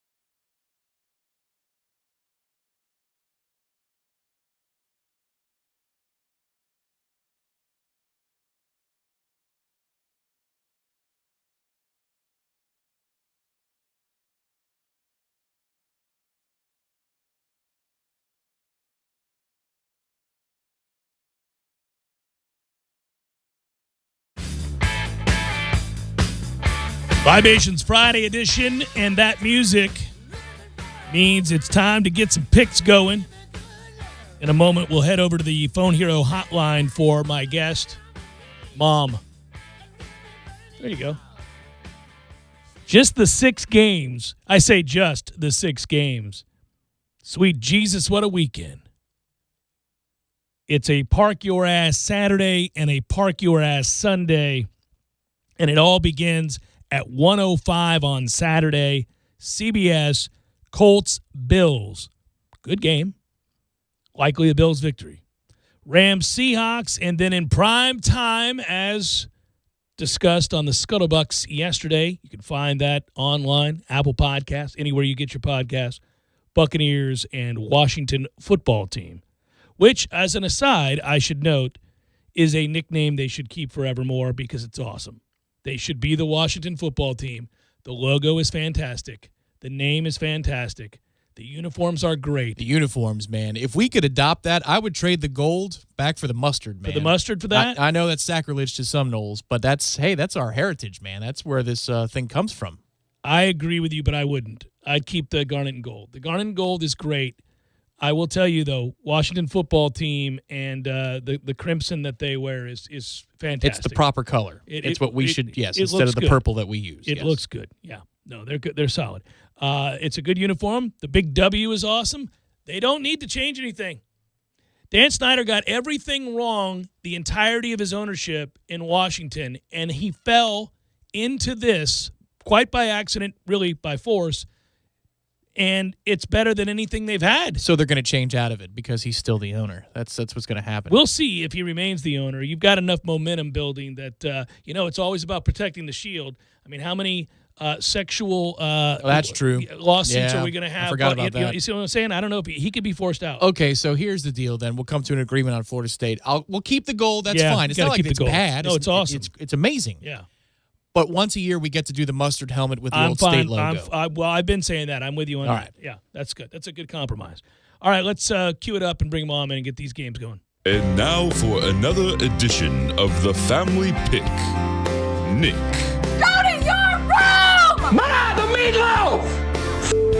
Take it away, Jeffrey. So lost in that mini discussion about uniforms is me needing to note before I bring Mom in that she won 2 of 3 last week, and here I sit 1 game behind as we enter the playoffs. I am up against it, Mama. I guess so. I'm telling you what, I am proud of myself. I tell you, this has been an up and down year for sure. It's been an up and down year, one that I thought I was safely in control, and then all of a sudden things went south for me. I'm telling you, I know it. You just never know. It's been a crazy year in more ways than one, that's for sure. But I can't believe we're getting to the playoffs. Whenever this happens, I'm always excited, but then I'm always start to get a little sad because then I realize football's almost over. Yeah, but don't be sad this weekend. This is a weekend to be celebrated. We've got 6 games.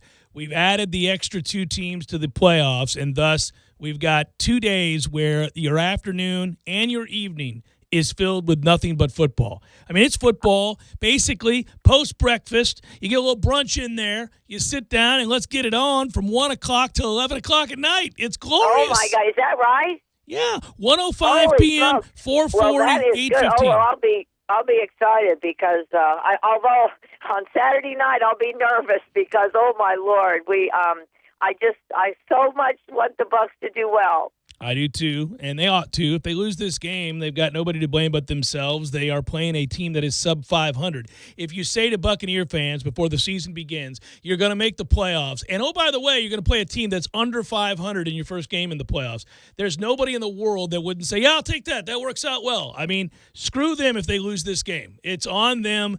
The Washington football team is 7-9 for a reason. They've got a very good defense, but they've got a repugnantly bad offense. There's no reason the Bucs shouldn't win this game. So there you go. All right. Well, anyway, that's one of the games, and so I'm picking the Bucs, as you know. Yeah, we both are. Let's go to the top of the slate here at 1 o'clock. Colts at Bills. Yeah, I'm going to take the Bills. Rams at Seahawks is an interesting game. Yeah, I know it.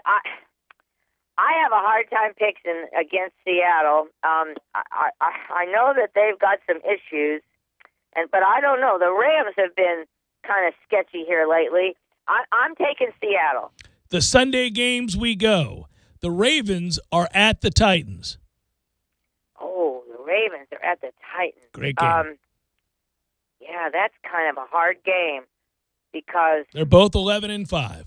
Yeah, I really like the Titans, but as you've noted and pointed out to me, if the Titans get behind, they have a problem. Usually, because since they're a running team, gosh, I don't know. I'm going to pick the Ravens. Damn you. So am I. We're both taking the Ravens. I thought that was going to be the one game we had different. I don't think we're going to have any games different here. I'm going to remain a game back. Bears at Saints, you're going to take the Saints. Browns at Steelers in the night game on Sunday. Yeah, Browns. That's a hard game.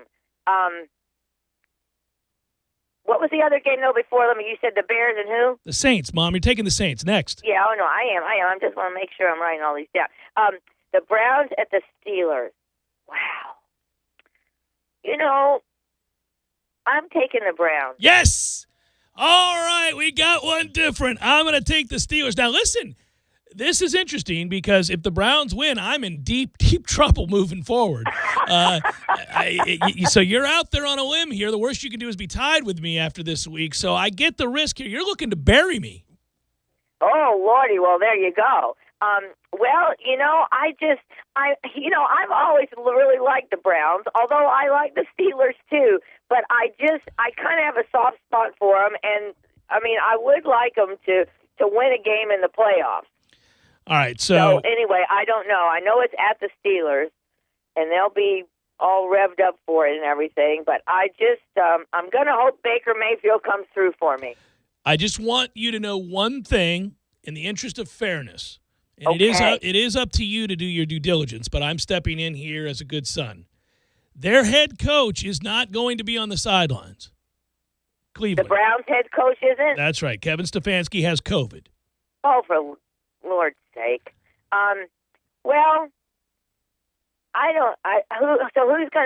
Who's gonna coach for him? Mike Prefer. You don't know who he is. It doesn't really matter. Okay. Well, that's okay. I'll stick with my pick. I just got to hope that the Browns, that the Browns know what they're doing by now. Well, you would hope so. I actually think, in fairness, it isn't as big a deal as people will make it out. But in the interest of fairness, you needed to know they're not going to have their head coach. Okay. All right. Well, I would assume that he's going to tell them everything he needs to tell them before they get to game time.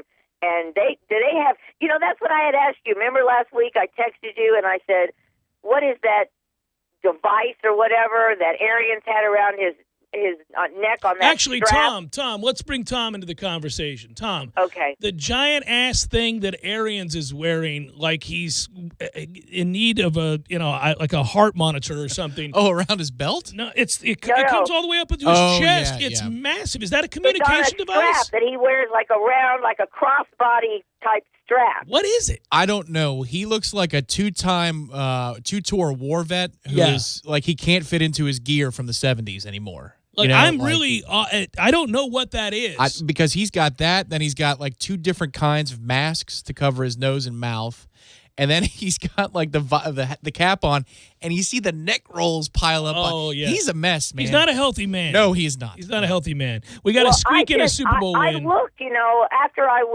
don't know if I noticed that before, but then I looked at other coaches at other games to see if anybody else had that on, and I didn't see it on anybody else. That's not to say there's not another coach that doesn't have it, but that's why I was like, what is that? Because I thought, well, maybe it's some kind of, like you said, maybe a communication device of some kind. But then they've got those things in their ears, too, that they, that I thought was what they're listening to the guy upstairs or whatever. So I thought, well, what is that? Well, they all have communication devices usually around their waist. Now, his waist may be getting a lot bigger. Maybe that's the problem. But they can clip between channels. There's like little things that you can flip between the defensive coaches talking, the offensive coaches talking. So maybe that helps them go from channel to channel. Well, maybe that's the case. Maybe if it was like you're supposed to be around his belt, maybe it bothers him or something on his belt, or maybe he loses it or something. So maybe that's why he's got it around on that strap thing. I don't know. I'm very curious about that. That is there's a great example that you just gave right now, Mom, and it's the kindness in your heart that's on display. You gave every excuse in the world for why that thing is up around his chest. He can't find it, or it's something broke. It gets lost. He gets lost is a nice way of saying that fat son of a bitch can't fit this communication device around his waist like the rest of the league, so he has to wear it up by his breasts. And that's just the kindness in your heart. There's a difference between you and me. And I think it's right there on display. Oh my gosh! Well, now you have kindness in your heart. You're just not quite as on display as mine. Yeah, maybe that's what it is. I do have kindness in my heart. It's just that I also cannot.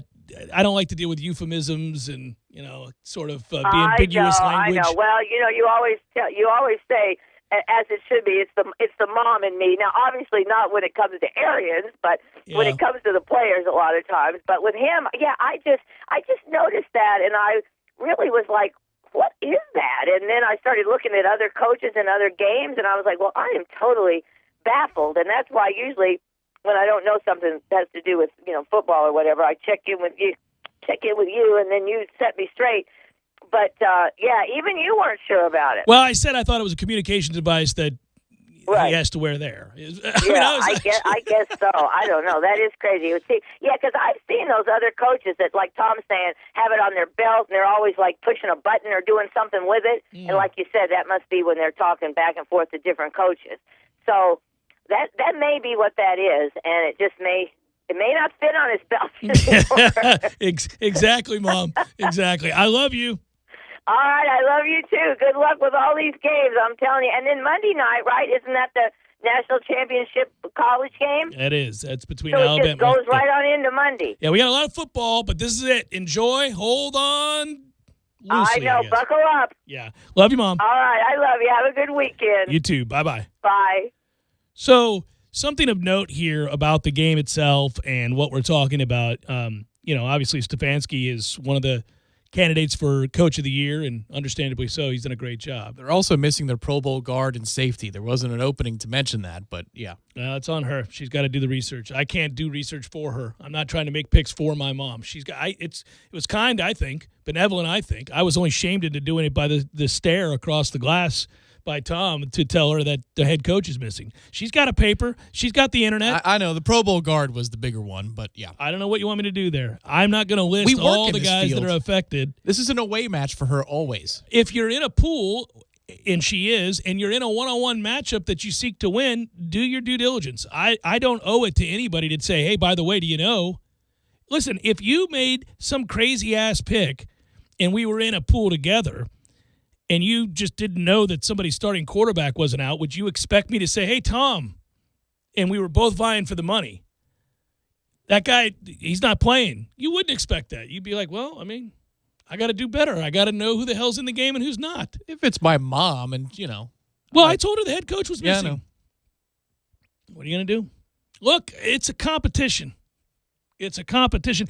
And truthfully, it's a competition I'm currently losing. That's correct. So, but you also always have the advantage, save for maybe like 3 calls in the history of this competition, because she always has to pick first every week. That is a disadvantage. Oh, I don't think it is. But absolutely it would be if somebody works in this specific field that you're battling when you get in. Well, I would tell you this. It's a disadvantage when we get down to fewer games. It's not when you have the whole slate.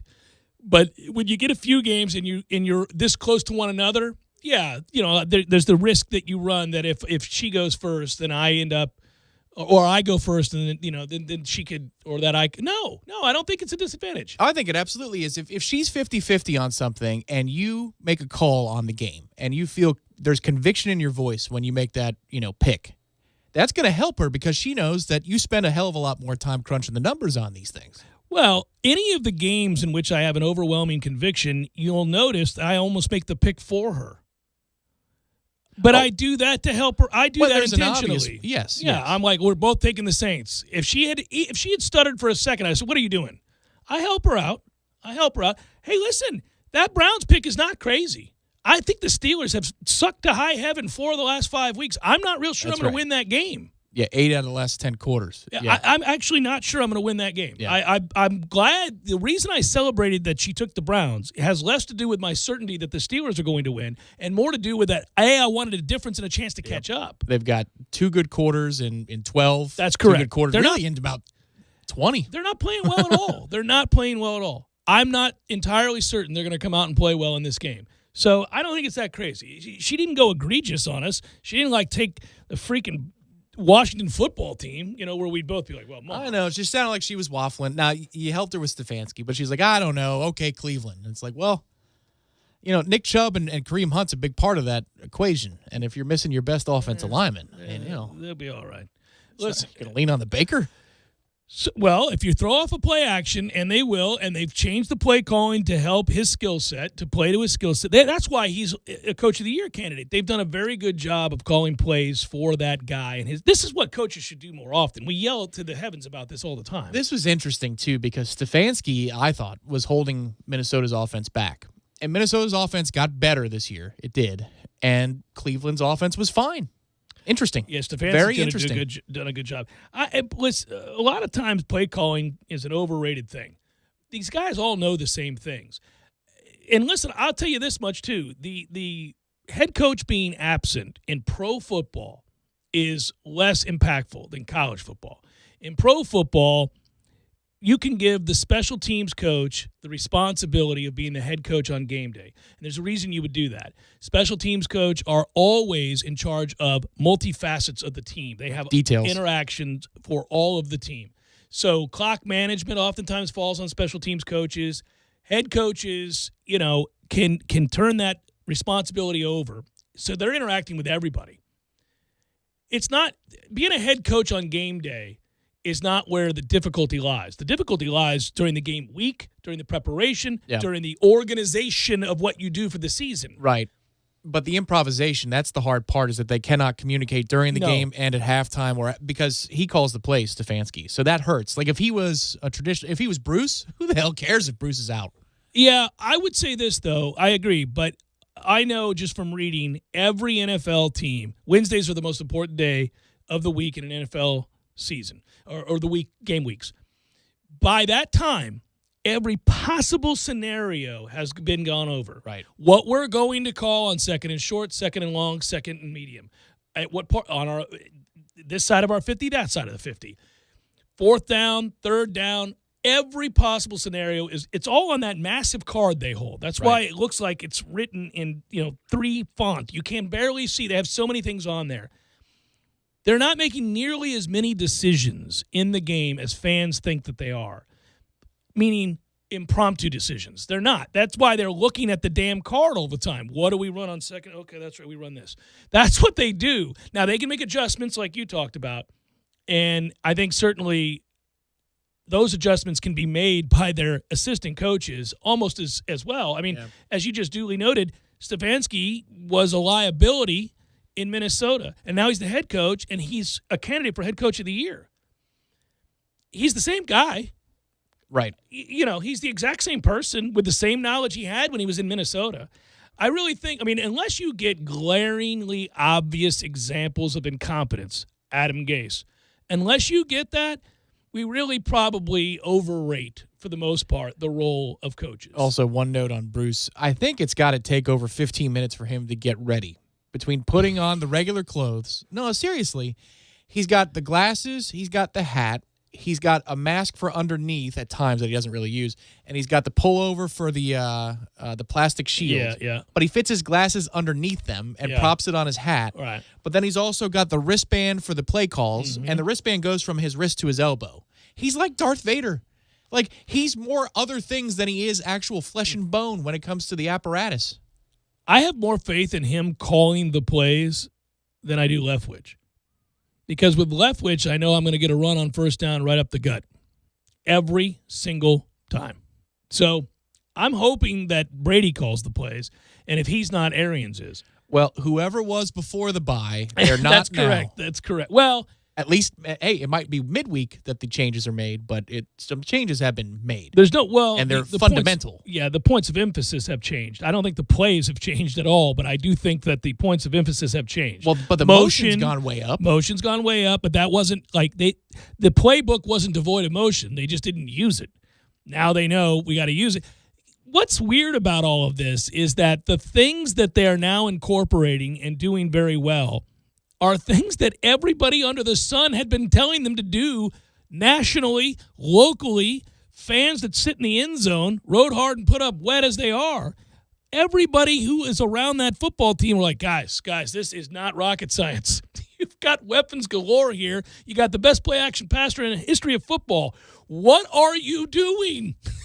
and then they did it. It's like you want to give them credit, and at the same time you want to say, oh, I mean, Jesus. Like, could you at least look into the camera and say, we were experimenting?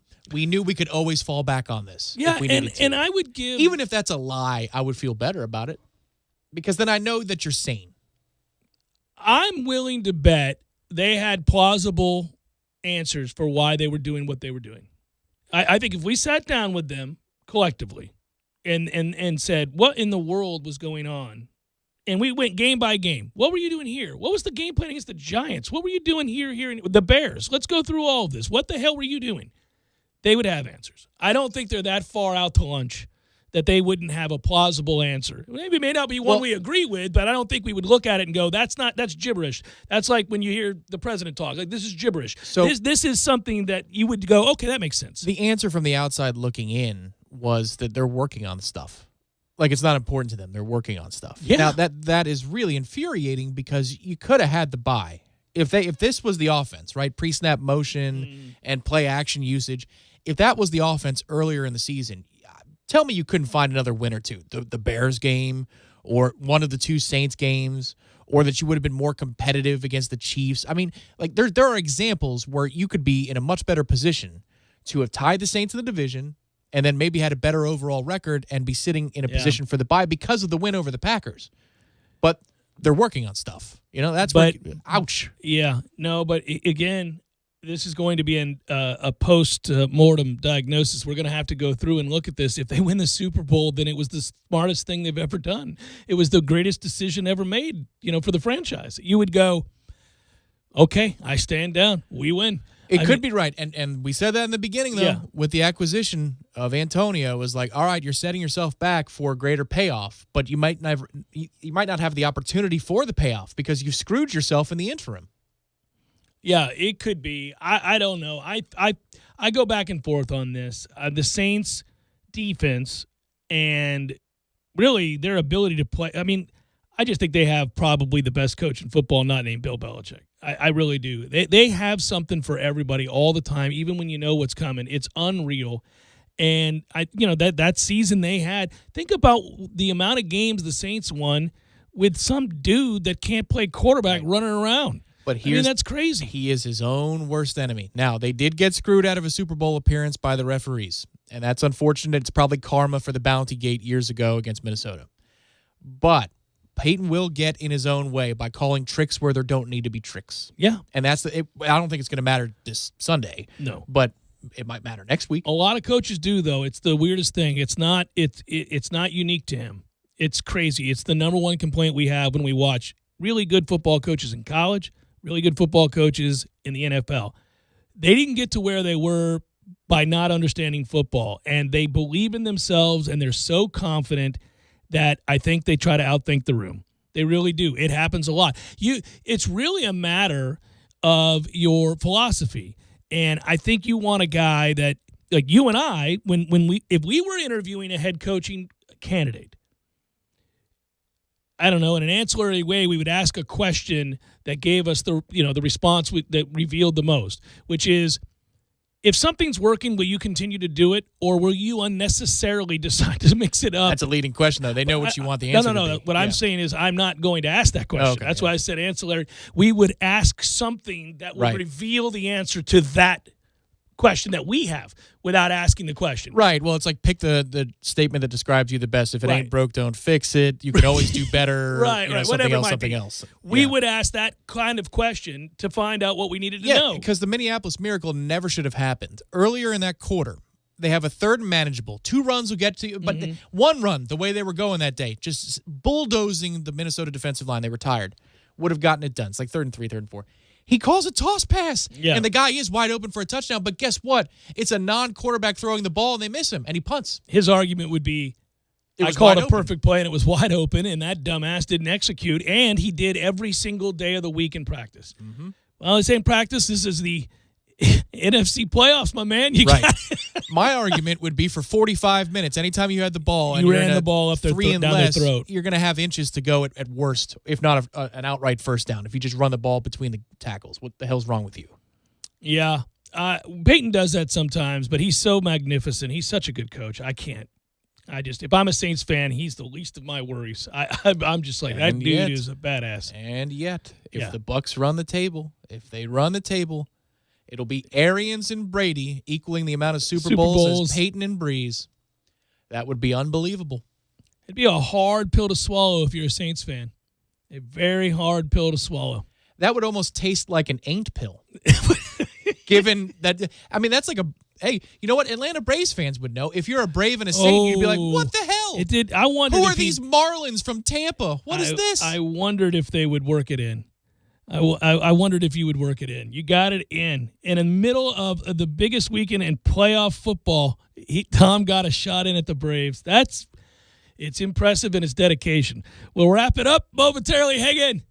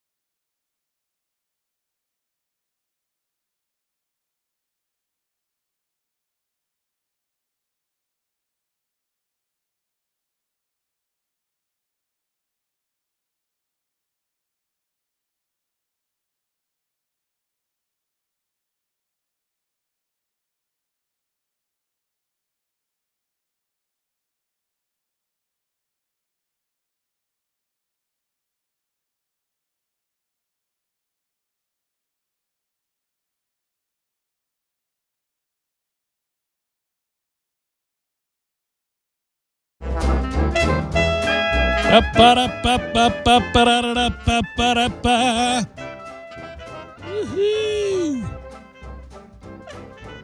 Woo. I think I am ready for the weekend. I think we're all kind of ready for the weekend. We could use the weekend. Why? What happened this week? I'm ready for the weekend in a big way. I'm ready to watch some kick-ass playoff football. Maybe catch some basketball. Won't be Florida State basketball. Damn it, man. That was inevitable. If they were going to put that team on a plane after doing like a half a walkthrough, that would have been ridiculous. Oh, I remember us yesterday as we were getting ready to sign off. We were in between the break and in the end of the show, and you were like, "Well, should we talk about the game or the court report or anything?" And I'm like, really don't think they're going to play this thing, but you can't know, so you're stuck in limbo. And then on the drive home, I saw that they announced that game had been postponed. So it's like, okay. In a weird way, I celebrated that fact that we ignored that game because that would have been 45 minutes. It just didn't make sense. No, listen, if you get to Thursday and you don't have a plan, then you're not playing. It just doesn't fly. So hopefully next week we'll be playing, though. At some point, I'd like to play college football. I like our college basketball, I should say. I like our team. I'd like to see what it becomes. It has a lot of work to do, so you want to go for the ride. There are going to be ups and downs. I think they're, at the end of the year, a dangerous, dangerous team to play. But they're not anywhere close to that right now. I mean, they're still, capable. But they're not the team that you'd project to be a Final Four contender. I think they can become that. But this not playing games thing really is difficult. You're stunting the growth process. We're coming out of it in the 2-3, buddy. Coming out of it in the 2-3. It does give him extra time to make the changes defensively that he clearly wants to make, and I say clearly because he said as much after their loss against Clemson. I'm thankful he said it. I'm not saying that Leonard is stubborn in a bad way, but college coaches in general can be stubborn, and it's been proven that this group can't account for it as much as the ones that have come before it.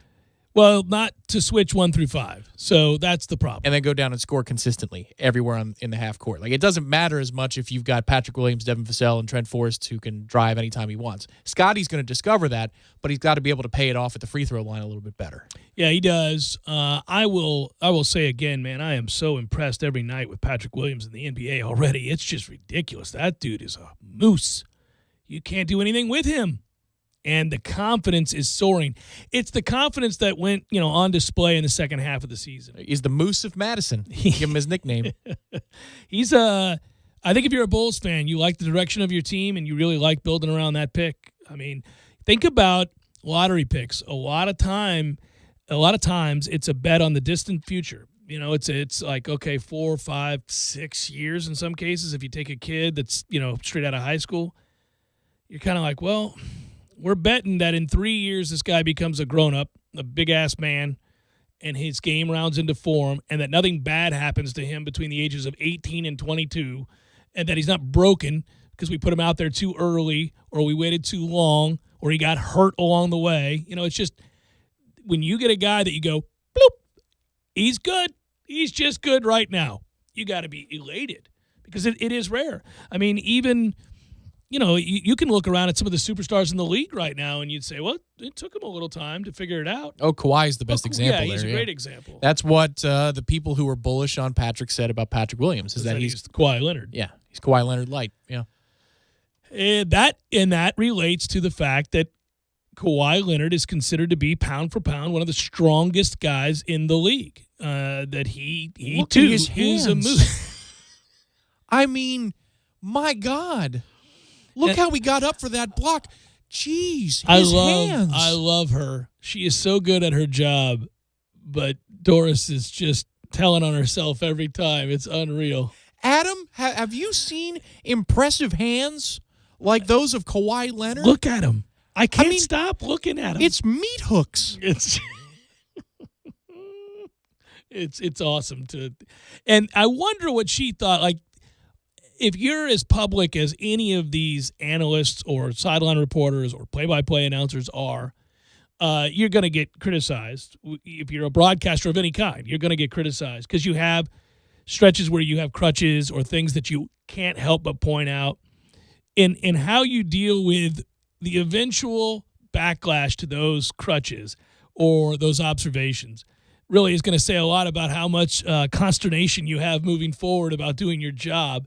And so, like, Nick Faldo gets ripped for certain things all the time, but Nick Faldo's really good at what he does, and I don't want him to change. It's okay that he has certain pet things that he wants to talk about. Well, there's a couple of phrases. Maybe I'll break them out for the Masters week. Okay. For a beverage for a beverage game. Yeah. But I've got 2 or 3 verbal crutches he has that he uses all the time, and you're Yeah. going to really enjoy your Masters weekend even more. But I love his analysis. He's really good at what he does. Oh, definitely. Yeah, and so I'm fine with that. You know, everybody's got those things, and it's what makes them them. Now, it's not the same as, say, guys who say, you know what I mean? You know what I'm saying? That's different. That's frustrating. That's a verbal crutch that is annoying, and you can't do it as a broadcaster. But if it's a teaching tool or a visualization or whatever it might be, I don't mind if you repeat that. Sometimes I need to hear it again. You know, tell me the secret to the short game again about the dead arms, Nick. Go ahead. Let's hear it.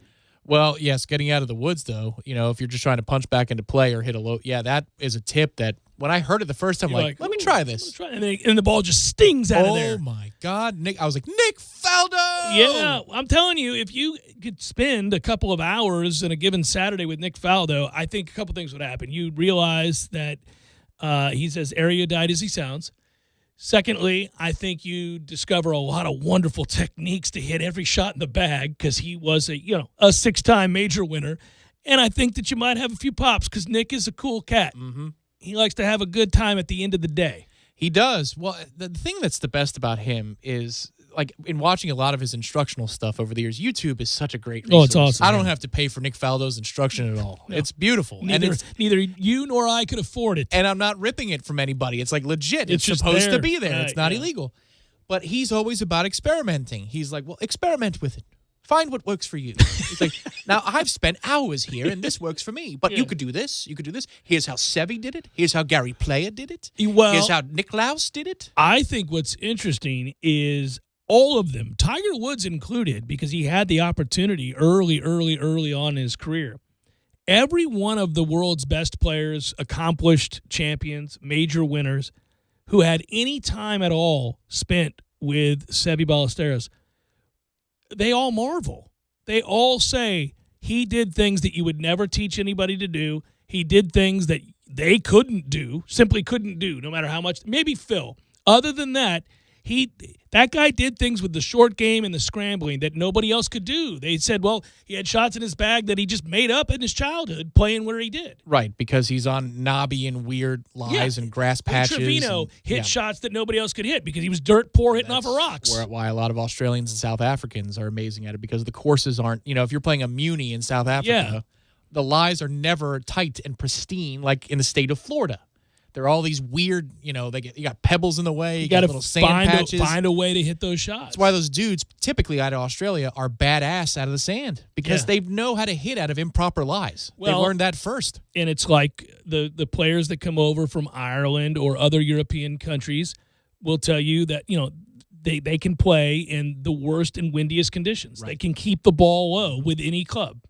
It's hard to keep an 8-iron low. Right. They can.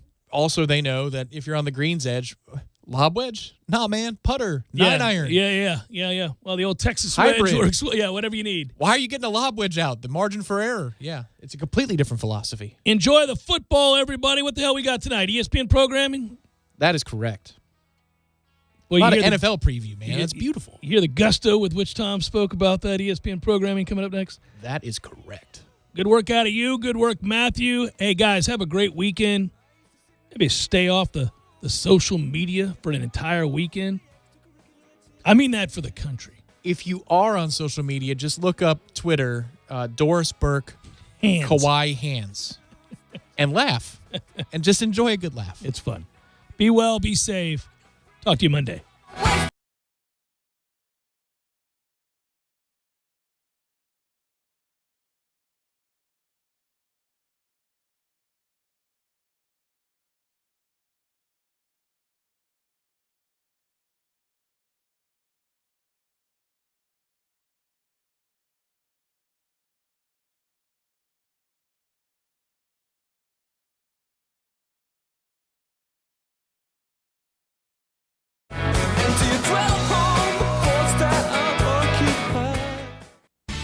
Hi, Chris